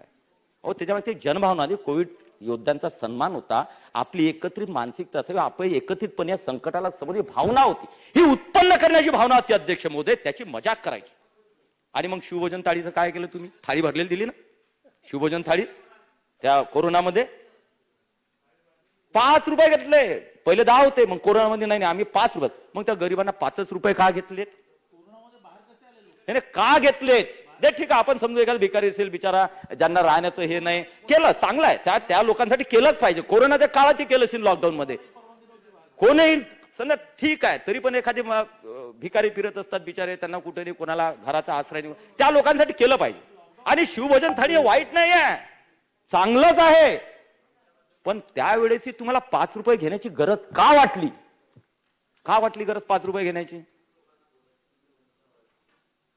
आणि काय शिवभोजन थाळी अध्यक्ष मध्ये माझं म्हणणं आहे, शिवभोजन थाळी राबवली अध्यक्ष, त्याचं काय क्रेडिट घ्यायचं? जसं महाराष्ट्रामध्ये या देशामधला सर्वात यशस्वी महाराष्ट्र राज्य, की ज्या महाराष्ट्र राज्याने पुऱ्या गोरगरिबांना त्या पिरियड मध्ये खूप मोठी मदत केली, हे भाषण आहे. काय ते शिवभोजन थाळी? शिवभोजन थाळी अहो ते तर फक्त कमाईचा धंदा आहे. द्या ना, त्या बचत गटांना द्या ना. मुख्यमंत्री महोदयांनी कबूल केलेला आहे, मला आनंद झाला. आणि मुख्यमंत्री वागतील तसं 100% शब्दाला जागणारे आहेत. हो, एका महिन्यात काढणार, आता एका महिन्यात महिला बचत गटाला देणार, आता थाली सगळ्या द्यायला पाहिजे. महिला बचत गट सक्षम झाला पाहिजे. हे का आपल्याला पोचण्यासाठी आहे? शासनाचा पैसा आहे ना, योग्य ठिकाणी गेला पाहिजे. प्रत्येक तालुक्यातल्या महिला गट सक्षम होतील त्यामुळे. पण त्याला किती गाजावाजा काय केलं बाकी पॅकेजेस मध्ये? आता मी हे महाराष्ट्राच्या विधानसभेतलं भाषण असल्यामुळे मला चांगलं वाटत नाही पंजाबमध्ये जाणं, दिल्लीत जाणं, कर्नाटक जाणं, गुजरात जाणं, असं फिरून येणं मला चांगलं वाटत नाही. तरी पण एखाद्या वेळेस द्यावं लागतात, की बाकीचे मी नाव घेणार नाही, कोणत्या प्रदेशात फिरायला जाणार नाही. परंतु अध्यक्ष महोदय तुम्ही बघा, कोरोनाच्या काळामध्ये जे गोरगरिबांच्या हाल अपेक्षा, जे लॉकडाऊन मध्ये आतमध्ये होते, जे कुचंबना होते, ज्यांचे रोजगार नव्हते, ऑटोवाल्यांचे रोजगार नाही, पानपट्टीवाल्यांचे रोजगार नाही, 12 बलुतेदार रोजगार नाही, शेतमजुरांना काम नाही. अध्यक्ष हा वर्ग जो आहे ना, छोटा वर्ग, तुम्ही काळा जरा अभ्यास करा बाकीच्या स्टेटचा, कोणत्या स्टेटनं काय काय स्टेटच्या खात्यामधून स्वतः त्या शासनानं, राज्य शासनाला काय काय मदत त्या गोरगरिबांनी केली काळा जरा. मी त्या राज्यांचं नाव घेणार नाही, कारण मला महाराष्ट्राच्या बाहेर जाणे नाही विधानसभेच्या, मला इथंच भाषण करणे आहे, मी महाराष्ट्राच्या विषयावर बोलणार आहे. पण तुम्ही कंपॅरिझन काढा, कुठं कुठं काय काय मदत केली? कुठं 50% वीज बिल माफी दिली, सवलत दिली, गरिबांना पैसा दिला, ऑटो चालकांना दिला, 12 बलुतेदारांना दिला, एक प्रकारच्या योजना आणि त्यांना फॅसिलिटी देऊन त्या कोरोनाच्या पिरियड मध्ये त्याला जगवण्याचं काम त्या त्या राज्यात. आपण काय दिलं? शिवभोजन थाळी, त्याचं कौतुक. दुसरं काय दिलं? काय 12 बलुतेदाराला 1 रुपया दिला तुम्ही? हो, त्यांचं पोटावरचं काम, याच्या हातावरचं काम असते त्यांचं. 12 बलुतेदार छोटे छोटे असतात व्यवसाय. 1 रुपया फेकून मारला तुम्ही, की बाबा यांचं 4 महिने झाले, 5 महिने झाले व्यवसाय, रोजगार बंद आहे, यांना कमीत कमी 5,000 रुपये महिना, 2,000 रुपये महिना या गोरगरिबांना. काय प्रॉब्लेम होता? इकडे तिकडे त्या कोरोनाच्या भ्रष्टाचार केल्यापेक्षा मी म्हणणार नाही अरे असं म्हटलं की झाला महाराष्ट्रद्रोही. कारण भ्रष्टाचार कोरोनामध्ये झाला असं बोलतोय, महाराष्ट्रात अपमान होतोय, महाराष्ट्रद्रोही. मी म्हणत नाही, पण जिथं जिथं या घटना भ्रष्टाचाराच्या घडल्या असतील, पूर्ण ठिकाणी मी म्हणणार नाही, काही अधिकारी असतील, काही नेते असतील, 1-2 ठिकाणी, 2-4, 5 ठिकाणी घटना घडल्या असतील, तिथं त्या संगनमतानं झाल्या असतील, लाजिरवाणी गोष्ट आहे, तरी पण काही ठिकाणी झाल्या असतील. आणि ते जर कोणी मांडलं अध्यक्ष म्हणतो महाराष्ट्रद्रोही होईल. PM care, CM care, PM केअरले दिलं महाराष्ट्रद्रोही. काय काय पद्धत लावली आहे महाराष्ट्रामध्ये सध्या? म्हणजे पीएम काय त्या पाकिस्तानची आहे? तो पैसा काय पाकिस्तानमध्ये खर्च होणार आहे? आणि आता तुम्हाला सांगतो ना, पीएम केअरचा महाराष्ट्राला सगळ्यात जास्त वाटा जो आहे ना, तो पीएम केअर मधून महाराष्ट्राला मला व्हेंटिलेटर मध्ये असेल कोणत्याही गोष्टीमध्ये जरा चेक करा. आणि काय म्हणत पीएम केअरला हे दे, हे महाराष्ट्र दुरी, हे पीएम केअरला त्याला सीएम केअरला काळा जरा रेकॉर्ड, काळा रेकॉर्ड. सीएम केअर मध्ये कोणाकोणाचे पैसे जमा झाले त्या डॉक्टर संजय कुटेचं नाव आहे असं समजायचं कारण नाही. त्यामुळे पण आता एक ट्रेंड सेट झालेला महाराष्ट्र द्रोही, काय बोललं की महाराष्ट्र द्रोही. मला वाटतं हे बंद केलं पाहिजे आपण. आणि कोरोनाच्या काळामध्ये 1 रुपयाची मदत त्या गरीब गोरगरीब करू शकले नाही. पण किती कौतुक करायचं अध्यक्षमध्ये. काय आज परिस्थिती काय कोरोनाची अध्यक्षमध्ये महाराष्ट्रामध्ये. अध्यक्ष महोदय देशामध्ये ऐकून मृत्यू किती झाले त्या दिवशी देवेंद्रजींनी सांगितलं 1,57,157. महाराष्ट्रातील मृत्यू 52,184. काय प्रमाण आहे 32% महाराष्ट्रात मृत्यू 32%. 32% देशातले 32% महाराष्ट्रात मृत्यू. देशात ऐकून रुग्ण किती 1,09,54,000 वगैरे. महाराष्ट्रात 21,000 म्हणजे जवळपास 40% जर आपण केलं 1997 नंतर 40% आपली वाढ होते. सक्रिय रुग्ण 1,68,000. महाराष्ट्रात सक्रिय 77,000 म्हणजे 46,000 या महाराष्ट्रात सक्रिय रुग्ण आहेत. शाबासकी घ्यायची काही प्रॉब्लेम नाही आहे. का वाढतोय कोरोना. मंदिरांमुळे आपलं व्यवस्थित नियोजन नसल्यामुळे. आज डॉक्टरांची काय व्यवस्था. अध्यक्ष महोदय आता 1 वर्ष होऊन गेलं कोरोनाला तरी अजूनही 40 ते 50% डॉक्टरांच्या जागा रिक्त आहेत. कोविड सेंटरला मरमर करावं लागतं. 10 वेळेस सीएस आणि डीएचची बोलावं लागते की एक डॉक्टर पाठवा त्या कोविड सेंटरला. नितीनराव तुमची काय परिस्थिती सगळीकडची हो. एक नर्स साठी रस्ते 40% संग्रामपूर एकच कोविड सेंटर सुरू केलं. 50% जागाच रिकाम्या. तिथं कोणी काम करायला कर्मचारी नाही. साधं ते सॅनिटेशन करायला कर्मचारी मिळत नाही. ही परिस्थिती आहे. काही ठिकाणी चांगली आहे मी मान्य करेन. मी असं नाही म्हणणार की सगळ्याच ठिकाणी वाईट परिस्थिती आहे. पण रिक्त जागा किती आहेत. डॉक्टरांच्या जागा रिक्त, नर्सेसच्या जागा रिक्त. बरं त्या नर्सेसची तर एवढी परिस्थिती वाईट आहे की त्यांना पदोन्नती नाही, त्यांचे कोणते विषय ऐकायचे नाही, काही त्यांचे विषय ऐका फक्त काम करा. कोरोना योद्धा आहे तुम्ही काम करा. पण त्यांचा बिचारींचा एकही विषय महाराष्ट्र शासन सोडत नाही. तर आयुर्वेद ते कंत्राटी बिचारांनी मर करतायत कोरोनामध्ये काम करतायत. काही त्यांचे विषय घ्यायचे नाही सोडवायचे नाही. कारण ठरवलेलं आहे कोरोना महाराष्ट्रामध्ये 1.25 वर्ष झाले 1 वर्ष झाले. त्यामुळे कोणी बोलू नये, कोणी आंदोलन करू नये, कोणी काही आवाज उचलू नये. कारण कोरोना लागू आहे. कोरोनाने सांगितलेलं आहे ज्यांना आवाज उडले त्याच्या कानामागे मारेल. फक्त विरोधकांच्या सत्तावाल्यांना तो कोरोना काहीच सांगत नाही. तो कानात व्यवस्थित गोष्टी सांगून चालला जातो. मला वाटते कोरोनाचंही याच्यामध्ये मी म्हणतोय की काही अव्यवस्था होतात आणि प्रत्येक ठिकाणी असतात. पण आपण सुधरत गेलो. पण तू एवढं कवित्व नको. आपण आज जी संख्या पाहतो आज पुन्हा वाढते आहे ती कशामुळे. आणि लॉकडाऊन लावला अध्यक्ष महोदय. मी पहिल्या दिवशी कोरोना जेव्हा सुरू झाला ना 22 तारखेला लॉकडाऊन त्यानंतर 3 दिवसानंतर कलेक्टर महोदयांना पत्र लिहिलं की यामध्ये काय काय आपण करायला पाहिजे. लॉकडाऊन मध्ये काय करायला पाहिजे काय नाही करायला पाहिजे कशा पद्धतीने. जसं उद्धव साहेबांनी चांगल्या प्रकारे फेसबुकला समजावलं तसं आम्ही आमच्या परीने प्रत्येक ठिकाणी सगळ्यांनी आपण समजवण्याचा प्रयत्न केला त्या भागामध्ये. ऐकायचंच नाही. विरोधी पक्षाच्या कोणते चांगली सूचना आम्हाला काही घेणं देणं नाही. अध्यक्ष महोदय या घडीला कोरोनाला सगळ्यांनी एकत्रितपणे जाऊन मुकाबला करून हाच विषय संपवायला पाहिजे. पण तसं नाही. तिथे राजकारण आम्हाला क्रेडिट घ्यायचं आहे कशाचं शिवभोजन थाळीचं.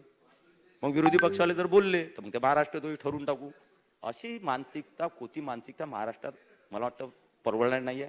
आणि म्हणून कोरोनाचं जे पद्धत चालू लॉकडाऊनमुळे किती आता छोटे छोटे व्यवसायिक आता कुठंतरी 4-5 महिने झाले ते छोटे छोटे बिचारे गरीब काही व्यापारी छोटे मोठे यांनी आता थोडे पैसे कमवायला लागले. ज्याला वाटेल त्या जिल्ह्यामध्ये जशा प्रकारे वाटेल तसा मनमानी कारभार चालू आहे. मनमानी लॉकडाऊन ज्याला वाटेल ना त्याला मानवा. पण काय मला तर गणितच समजत नाही. 9 ते 3 9 ते 7 का नाही तर 9 ते 3 वेळ कमी करायचा. 9 ते 7 केलं याच्या मागचं लॉजिक समजत नाही. की 9 ते 7 हळूहळू लोक येतील त्यांना माहिती आहे आपल्याला 7 वाजता गेलं तर भेटणार आहे. ते तर 3च्या पहिलेच गर्दी तयार करतील कमी वेळ दिला तर. हे साधे लॉजिकही समजत नाही. ज्याला जसे वाटेल कारण तुम्ही दिलेलं आहे कलेक्टर ऑथॉरिटी कलेक्टरने त्या जिल्ह्याचं ठरवायचं. ज्याला जसं वाटेल मनमानी. एका अमरावती याच्यात तर काही कलेक्टर वगैरे काही नाही. कारण आम्ही तर मार आले आमच्या सत्तेचा. आम्ही तर अमरावतीमध्ये जा पाय ठेवला पालकमंत्र्यांनी लगेच लॉकडाऊन जाहीर 7 दिवसासाठी. कोणाशी चर्चा नाही कोणाला विश्वासात घेणे नाही काही नाही. मुंबईहून आले ना अमरावतीत पोहोचले लॉकडाऊन जाहीर. No collector no anything. काय चाललंय अध्यक्ष महोदय. आणि म्हणून मला ते या बिकट परिस्थितीमध्ये अध्यक्ष महोदय आपण या महाराष्ट्राला विळख्यातून काढलं पाहिजे. अध्यक्ष महोदय शेवटचाच एक विषय घेणार आहे आणि संपवणार अध्यक्ष. आज महाराष्ट्रामध्ये अध्यक्ष महोदय आपण पाहतोय आजच ओबीसीचा जो निर्णय हायकोर्टातून काल जो आला अध्यक्ष महोदय ओबीसीचा निर्णय तो विस्तृतपणे अध्यक्ष महोदय सकाळी आदरणीय विरोधी पक्षांनी त्यांनी मांडला अध्यक्ष महोदय. अध्यक्ष महोदय मराठ्यांची आरक्षणाचा विषय आहे. महाराष्ट्रामध्ये एवढे आंदोलन मराठ्यांचे झाले अध्यक्ष महोदय. शांततेनं अध्यक्ष महोदय शांततेनं त्यावेळच्या मुख्यमंत्र्यांनी आणि त्यावेळचे आमचे दादा असतील सगळ्यांनी शांततेनं टॅकल केली. प्रत्येकाचा सन्मान केला. हो आझाद मैदानामध्ये मराठा क्रांती मोर्चाचं मोठं आंदोलन झालं. सन्मानानं त्यांना विधानसभेत बसून चांगल्या प्रकारच्या मुला मुलींसमोर सगळ्यांसोबत चर्चा केली. त्यांचा सन्मान केला. संवेदनशीलता दाखवली अध्यक्ष महोदय. आणि काल तुम्ही परवा लाठीचार्ज करून टाकला अध्यक्ष महोदय. अशा घटना महाराष्ट्रात मागच्या 5 वर्षात नाही झाल्या लाठीचार्ज करण्याच्या आणि कोणाला गोळ्या मारण्याच्या. पण तो अध्यक्ष महोदय मराठा क्रांती मोर्चाचे हे निघत असताना आरक्षणात करताना आज कोर्टामध्ये त्याला स्टे तुमच्या काळामध्ये मिळाला आमच्या याच्यामध्ये हायकोर्टामध्ये झाला अध्यक्ष महोदय. आणि आता त्याही वेळेस आजचा जो विषयाला ओबीसीच्या संदर्भात झालेला अध्यक्ष महोदय मराठाच्या आरक्षणामध्ये 50%च्या वर जात्या ते व्यवस्थित मारून अध्यक्ष महोदय ते टिकवण्याचा प्रयत्न झाला. पण तुम्ही आज काय केलं ओबीसीच्या याच्यामध्ये बरं ते सारथीचा तुम्ही बोजाच वाढून टाकला मराठ्यांचा. काही काम नाही सारथीमध्ये. ज्या ज्या मराठ्यांना फॅसिलिटी त्या कुठं गेल्यात हे माहीत पडत नाही आणि पुन्हा आरक्षण रद्दबादल झालं. मराठ्यांचा विषय आपण संपवला. निष्काळजीपणा काही लक्ष न देणे बेफिकीर प्रवृत्ती आणि या एक 6 वर्षात कोरोनाच्या याच्यामध्ये मंत्रालयातलं आपलं दालन व्यवस्थित आपल्या बंगल्यात येणे जाणं व्यवस्थित आपल्या ज्या अधिकाऱ्यांना बोलायचं ते अधिकारी व्यवस्थित जे काय काम करते व्यवस्थित. पण महत्वाच्या विषयांचा आम्हाला वेळ नाही कारण कोरोना आहे. आज काय अध्यक्ष महोदय आज ओबीसीचा काय आपण घात केला अध्यक्ष महोदय महाराष्ट्रामध्ये काय घात केला ओबीसीचा. जो निर्णय आला ना अध्यक्ष महोदय ना तुम्ही कमिशन स्थापन केलं हायकोर्टाने सांगितलं सुप्रीम कोर्ट तुम्ही कमिशन स्थापन केलं नाही. तुम्ही त्याच्यावर 15 महिन्यात निर्णय घेतला नाही. तिथं चांगले वकील लावले नाही. आणि त्यातही कहर म्हणजे तुम्ही ऍफिडेव्हिट देता आणि त्यामध्ये मान्य करता की 50%च्या आरक्षण जाते पण तुम्ही त्याला या पद्धतीने करून तिथे हे करू शकले ऍफिडेव्हिट की 50%च्या वर गेलाय त्याचे कारण काय कशा प्रकारे त्याचं काही नाही मान्य करून टाकलं. आणि सगळी ओबीसीची फसगत म्हटल्यापेक्षा ओबीसींना दारोदारी भटकण्यासाठी मजबूर आपण केलेला अध्यक्ष महोदय. आणि काय करतात या मंत्रालयात या सभागृहात बसणारे ओबीसी मंत्री काय करतात अध्यक्ष मार बाहेर गेल्यानंतर ओबीसी मंत्री जे आहेत ना आणि ओबीसीचे मंत्री आणि ओबीसी कास्टचे मंत्री बाकीचे मोठमोठ्या सभा घेतल्या मोर्चे काढलेत आणि त्यामध्ये मोठा मी ओबीसीचा नेता आहे आणि वर जे आहे एक षड्यंत्र शिस्त आहे ओबीसीच्या विरोधामध्ये. महाराष्ट्राचा मंत्री जाऊन लोकांना सांगतोय काय चालू अध्यक्ष महोदय. आणि कुठे गेले ते मंत्री आज अध्यक्ष महोदय. मोठ्या याच्यामध्ये गर्दी जमवायची आपल्यात कुवत नसताना आपल्याला स्वतःच नेता म्हणून घ्यायचं आणि लोकांना जमा करून नेतेगिरी करण्याचा प्रयत्न करा. काय केलं ओबीसी तुम्ही का लक्ष दिलं नाही वरती. या 1.25 वर्षामध्ये तुम्ही फक्त सभा घेतल्या ओबीसी आणि मराठा आणि सगळ्या समाजाने एकमेकांसमोर आणून लढवण्याचा प्रयत्न केला. पण जे काम तुमच्याकडे दिलेलं आहे मराठा समाज आरक्षणाचं काम ज्याच्याकडे असेल त्यांनी ते प्रामाणिक करायला पाहिजे होतं. नाही करू शकले नाही टिकू शकले. ओबीसीचं काम ज्यांच्याकडे आहे त्यांनी ते प्रामाणिकतेने करायला पाहिजे नाही 6 वर्षात टिकू शकले. आज ओबीसीची अशी परिस्थिती केली की आरक्षण हातातून जाते काय ही भीती आता निर्माण झालेली आहे अध्यक्ष महोदय. पण लक्षात ठेवा हे पाप जे तुम्ही करताय ना मराठ्यांबद्दल केलं आता ओबीसीबद्दल केलंय फक्त दुर्लक्ष करायचंच नाही आहे. काहीतरी मनामध्ये वेगळे विषय आहेत काहीतरी षड्यंत्र चाललेलं आहे. पण हे तुम्हाला रस्त्यावर भोगावं लागेल अध्यक्ष महोदय. ओबीसी हा सुद्धा काही ऐकणारा विषय नाही थांबणारा विषय नाही. तुम्ही लक्षात ठेवा यानं पेट घेतला त्याचा वनवा होईल. अजूनही सुधरा. आणि ओबीसीचा जो विषय आहे या 1-2 दिवसामध्ये जे का अपील करायचे असेल स्टे आणायचा असेल काय करायचं असेल सगळ्यांना विश्वासात घेऊन करा आम्ही सोबत आहे. पण तू जर हे झालं नाही तर महाराष्ट्रभर ओबीसी तुम्हाला रस्त्यावर फिरू देणार अध्यक्षमध्ये जे पाप करताय ना, जे तुम्ही प्रत्येक आरक्षणामध्ये मराठ्यांना फसवलं, आता ओबीसीचा विषय संपवला, तिकडे आदिवासीमध्ये अध्यक्ष महोदय, आदिवासींचा काय विषय अध्यक्ष महोदय, प्रत्येक समाजाची फसगत करण्याचा काहीच करायचं नाही अध्यक्ष महोदय. आदिवासींमध्ये 12,000 जागांचा विषय आला की एक जेव्हा जे प्रमाणपत्र खोटे असतील किंवा त्यावेळेस आरक्षणाच्या पद्धती कोणाला दिलं, मग नंतर सुप्रीम कोर्टाने कॅन्सल केलं, त्यामध्ये त्या नियुक्त्या झाल्या असतील, जे काय झालं असतील 12,000, मग कोर्टाने निर्णय दिला की ते अधिसंख्य करा. मग आपण मान्य केलं अधिसंख्य करू, आम्ही दुसऱ्या प्रभागात भरू, त्या जागा खाली केल्या, कोर्टाने निर्णय दिला. 15 महिने झाले आदिवासींच्या त्या 12,000 जागांपैकी फक्त 68 जागा आपण भरल्यात. 12,000 जागांपैकी 15 महिने झाले कोर्टाने निर्णय दिलेला आहे. तुमचे बाकी अधिसंख्य केलेत, पण त्याच्या जागा खाली झाल्या, त्याच्यावर आदिवासीच्या जागा केव्हा आणि का नाही भरत आहे? 12,000 फक्त 68 भरल्यात. खावटीचं काय अध्यक्ष महोदय? पण खावटीचं प्रकरण कुठं फसलं? काँग्रेस आणि राष्ट्रवादीच्या टक्केवारीवर. आता टक्केवारी म्हणताना चांगला शब्द नाही आहे तो, ते आता सगळ्यांना समजते महाराष्ट्रात. आणि टक्केवारीचा हा जरा कुठून कुठं उंची घेते, झेप घेते, हे महाराष्ट्रात चाललंय, चांगल्याला माहिती असतं. पण मी म्हणतो की या दोन काँग्रेस आणि राष्ट्रवादी तर पूर्ण त्या आदिवासींचा तुम्ही सत्यानाश करणार. 400-450 कोटी खावटीचं कर्ज द्यायचं, 2,000 रुपये प्रतिमानसी, 2,000 रुपये त्यांना साहित्य घेऊन द्यायचं आहे.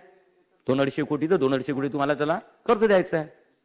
पण ते 200-250 कोटीमध्ये ठेकेदार माझे आहेत, आमच्या पक्षाचे, म्हणून आदिवासी मंत्र्या नाही, तुझे नाही, माझे असले तर मी हे देणार. दोघांच्या वादामध्ये आदिवासी सत्यानाश. काय चाललं? कसे न्याय देताय? सामाजिक न्याय या महाराष्ट्राने कशा प्रकारचा न्याय देताय?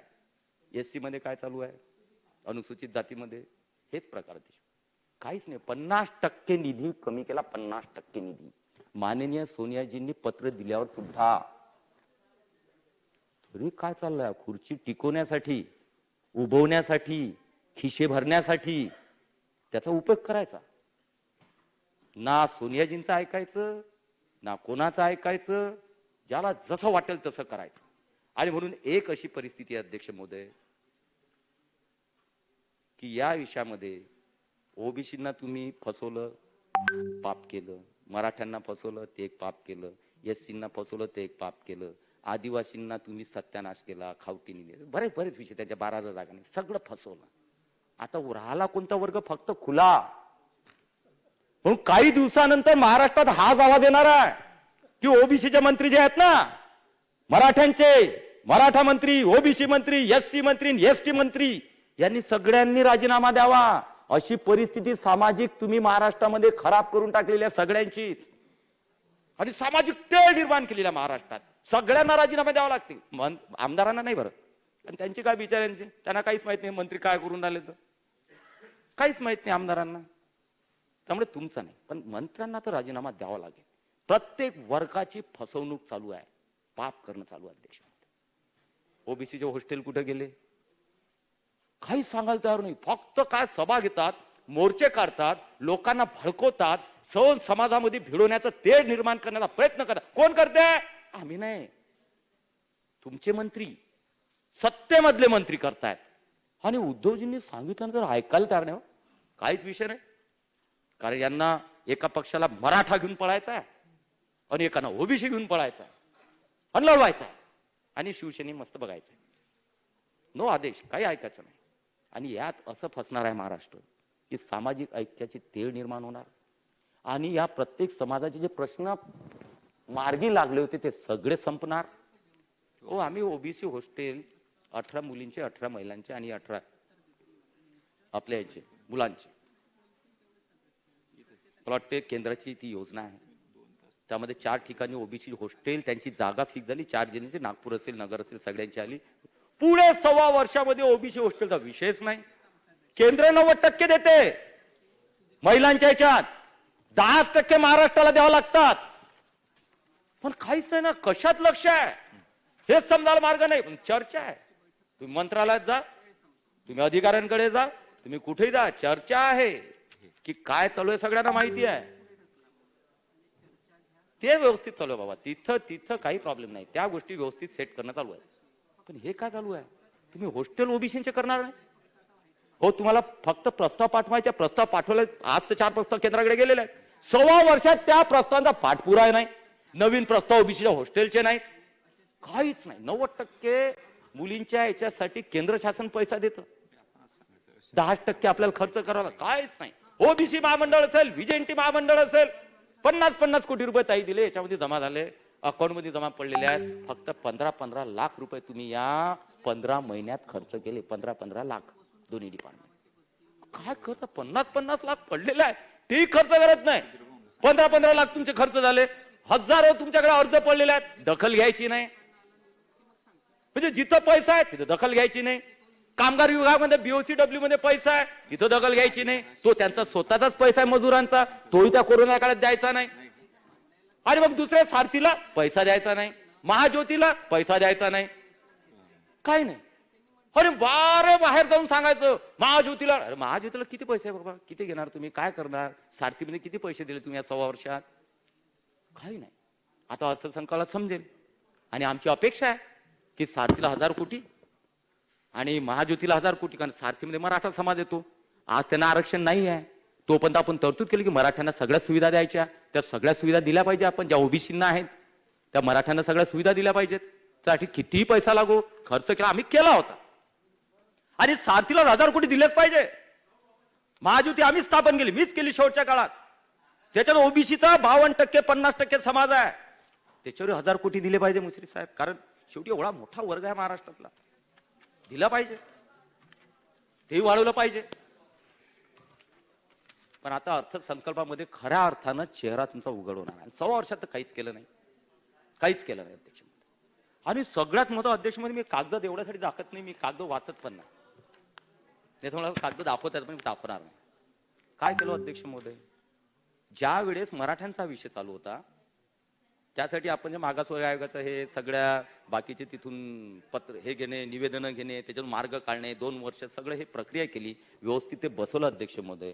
धनगरांचा विषय आला, मोर्चे झाले, सगळे केलं, त्यांचाही सन्मान. तो एक मोठा वर्ग आहे, त्यांच्याही मागण्या आहेत, त्यांच्या आरक्षणाच्या मागण्या आहेत, त्याचंही आपण संवेदनशीलता त्यावेळेस पुढे गेलो, त्यांचं ऐकलं अध्यक्ष महोदय. आणि त्यावेळेस जेव्हा ते कोर्टामध्ये प्रकरण केलं, कोर्टात आता प्रकरण गेल्यामुळे त्यावेळेस आम्ही निर्णय घेतला, त्या तत्कालीन मुख्यमंत्र्यांनी देवेंद्रजी निर्णय घेतला की यांना आदिवासींच्या सगळ्या सुविधा, फक्त आरक्षण जे कोर्टामध्ये प्रलंबित आहे त्या व्यतिरिक्त आदिवासींना ज्या ज्या सुविधा असतात शैक्षणिक आणि बाकीच्या आर्थिक, त्या आपण सगळ्या देऊया. त्या धर्तीवर आपण द्याव्या सुविधा. ते डिपार्टमेंट माझ्याकडे सुदैवानं आलं शेवटच्या याच्यामध्ये. 1 महिन्यामध्ये सुधीर भाऊ 13 GR काढले हो. आणि तुम्हीच तुमच्या भाषणामध्ये, जुलैच्या भाषणामध्ये केलं की धनगरांच्या याच्यासाठी 1000 कोटीची तरतूद. आणि त्याच्यात ते तर एक आपले ओबीसी मंत्री काही वाचत पण नाही, काय करावं, उत्तर ते देतील की नाही माहित नाही, पण त्याच्यात लेखाशीर्ष आहे, सगळं आहे, 250-250 कोटी प्रोव्हिजन केली. पण काय झालं, आमचं शासन गेलं मार्च पर्यंत, तुम्ही त्याच्याकडे ढोंकूनही पाहिलं नाही. मार्च पर्यंत पैसा वापस गेला, पैसेच दिले नाही म्हणे. त्याच्यासाठी एकही योजना धनगर समाजासाठी काढलेली 13ही योजना, एकही रुपयाचं काही काम या 1.25 वर्षात नाही. हे सामाजिक ऐक्य तुमचं महाराष्ट्रात चाललंय. छत्रपती शाहू महाराज, महात्मा फुले, डॉक्टर बाबासाहेब आंबेडकरांच्या महाराष्ट्रामध्ये हा सामाजिक ऐक्याचा प्रयत्न तुमचा चालू आहे. फक्त एकच कारस्थान महाराष्ट्रात चालू आहे, प्रत्येक समाजाला न्याय द्यायचा नाही, पाप करायचं, प्रत्येकाला एक दुसऱ्या समोर आलं लढवायचं, महाराष्ट्रामध्ये अराजकता निर्माण करायची आणि त्या खाली मग आपले जे काय धंदे पाणी आहेत ते चालू ठेवायचे, जे काय असेल. कारण आपण आता मंत्री जर काही म्हणायला लागले की खिशे गरम अजून झाले नाही, मानसिकता समजून येते ना मानसिकता. कशासाठी आपण एकत्र आलो 3 जण इथं, सगळं समजून येते मानसिकता, लोकांनाही समजते. पण एक लक्षात ठेवा, शेवटी फक्त एकच सांगेल की कायदा सुव्यवस्थेचे प्रश्न निर्माण झाले, लक्ष नाही, एक कणखरपणा असायला पाहिजे, थोडं दबावात नाही पाहिजे. मला आठवतं की जिगावचा जेव्हा विषय आला ना देशमुख साहेब, तेव्हा सचिव लेवलच्या त्रिसमितीय सदस्य समितीकडून कॅबिनेटमध्ये प्रस्ताव आणण्याला तर तो जिगाव प्रकल्प विदर्भावर, बुलढाणा जिल्ह्यावर, माझ्या मतदारसंघावर अन्याय होणार. मी त्यावेळेस मंत्री होतो. पण आमच्या नेत्यांनी त्यावेळेस मुख्यमंत्री असो की दादा त्यांनी दबाव नाही टाकला माझ्यावर की नाही असंच करावं लागते. ते म्हणे हे चुकीचं झालेलं आहे, तू मांड, आपण लगेच बरोबर करू. दबावात नाही आहे. जे काम दिलं ना ते प्रामाणिकतेनं कणखरतेनं राबवा. एक गृहमंत्री म्हणून या महाराष्ट्रामध्ये आम्हाला आनंद होईल की आमच्या विदर्भाचा सुपुत्र माननीय अनिल बाबू देशमुख यांचं कोरल्या गेलं पाहिजे नाव की महिलांवरती अत्याचार कमी झाले, दरोडे कमी झाले, खून, बलात्कार, अपहरण सगळे लोकांना कोणत्याच्या वाचवण्याचे ते बंद झालं. सगळ्यांना सारखा न्याय. पण असं होता कामा नये ना मुख्य गृहमंत्री महोदय की सायबरचा उपयोग काय करायचा, आपण बीजेपीच्या कार्यकर्त्यांना त्यांचा IT सेल तपासायचं, त्यांच्यावर गुन्हे दाखल करायचे, अटक करायची. पण तुमच्या कार्यकर्त्यांना त्यांना हात नाही लावायचा. त्यांनी किती शिव्या दिल्या चालतात, किती गलिच्छ लिहिलं चालते, त्यांना हात नाही लावायचा. तो अधिकार आहे आमचा, कारण आम्हाला अशीच सत्ता राबवायची आहे. पण एक लक्षात ठेवा, 4 दिवस सासूचे आणि 4 दिवस सुनेचे असतात. गेम कभी भी बदल सकता है.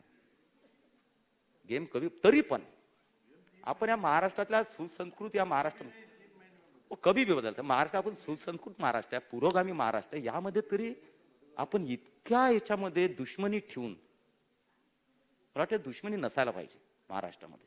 हा ठीक आहे, चुकला तर चुकला, चांगला असेल व्यवस्थित असेल व्यवस्थित केलं पाहिजे, पण दुश्मन ठेवून वागायचं.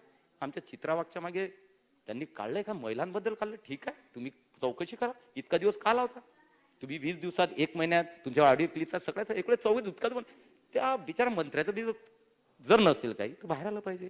परंतु तुम्ही काहीच करायचं नाही, संभ्रम तयार करायचे आणि एखाद्यानं आवाज उचलला तर त्याच्या विरोधात त्याच्या मागे गाड्या लागायच्या, त्यांना धमक्या द्यायच्या, त्यांच्या नवऱ्याच्या विरोधात केस करायची. हेच करायचं आहे तुम्हाला महाराष्ट्रात. आणि सचिनजी तेंडुलकर असतील, लता दिदी ट्विट केलं, तुमच्याकडे आलं का लगेच गुप्तहेरांमार्फत चौकशी करण्यात येईल. काय याच्यासाठी थोड्या कायदा व्यवस्था, तो त्यांचा अधिकार आहे, त्यांनी काय लिहावं काय कर. मग IT सेलची, मग भाजपच्या IT सेलची, ठीक आहे, पण गलत तर लिहिलेलं नाही ना, तुमच्या विरोधात तर लिहिलं नाही ना. देशाच्या विरोधात जे कारवाई त्यांच्या विरोधात लिहिलं, त्यांनी ट्विट केलं, काय गलत केलं. आणि आमचे तर सन्मान्य नानाभाऊ पटोले यांनी तर डायरेक्ट त्या काय म्हणतात अक्षय कुमार आणि अमिताभ बच्चन धमकीच देऊन टाकली की कसे पिक्चर रिलीज करतो आणि कसा फिरतो मीच बघतो, काय तर तू ट्विट करत नाही. अरे हे दादागिरी आहे, जबरदस्ती आहे तुमची. हो तर मग सांगा ना, तसं आम्ही काहीच प्रॉब्लेम नाही आहे. तीच तर काय तुझी परिस्थिती आहे, मी तेच तर सांगतो 1 तासापासून. हीच तर मानसिकता तुमची चालली आहे. काय लागते लोक, तो डॉक्टर बलात्कार करणार नाही, तो हे करणार नाही, काय चाललंय.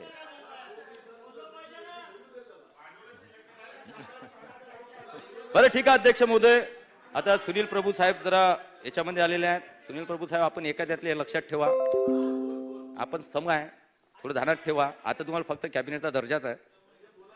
आणि त्यामुळे अध्यक्ष महोदय, या सगळ्या गोष्टीचा आपण कोरोना काळातले जे असतील भ्रष्टाचार असतील बऱ्याच प्रमाणात मांडण्यात आलेले आहे. तुम्ही ते पूर्ण काही महाराष्ट्रात झाले असं कोणाला म्हणणं नाही. जिथं झालं असेल चौकशी करा, आणि जिथं चांगलं काम झालेलं आहे तिथं चांगलंच आहे, पण जिथं काही भ्रष्टाचार झाले त्याचंही चौकशी करा अध्यक्ष महोदय. पण तू महाराष्ट्र द्रोही नका ठरव बाबा कोणाला बोलावलं की एखाद्यानं काही मांडलं का हा महाराष्ट्र द्रोही, आणि PM केलेले का महाराष्ट्र द्रोही. आम्ही CM केलाही दिलेले आहेत पैसे, तपासा रेकॉर्ड. त्यामुळे अशा पद्धतीने राजकारण करू नका. हे सगळे जे प्रश्न आहेत कोरोनाचे विषय असतील चांगल्या प्रकारे हाताळा. ज्या चुका झाल्या त्या मान्य करायच्या, काहीच प्रॉब्लेम नाही आहे. कायदा व्यवस्था बिघडली मान्यच करायची, पण मी सुधारणार, मी कोणाचं ऐकणार नाही. कायदा व्यवस्था एकदम कणखरपणे कणखर नेतृत्व प्रस्थापित करणार, केलीच पाहिजे. हीच अपेक्षा आहे बाबू तुमच्याकडून.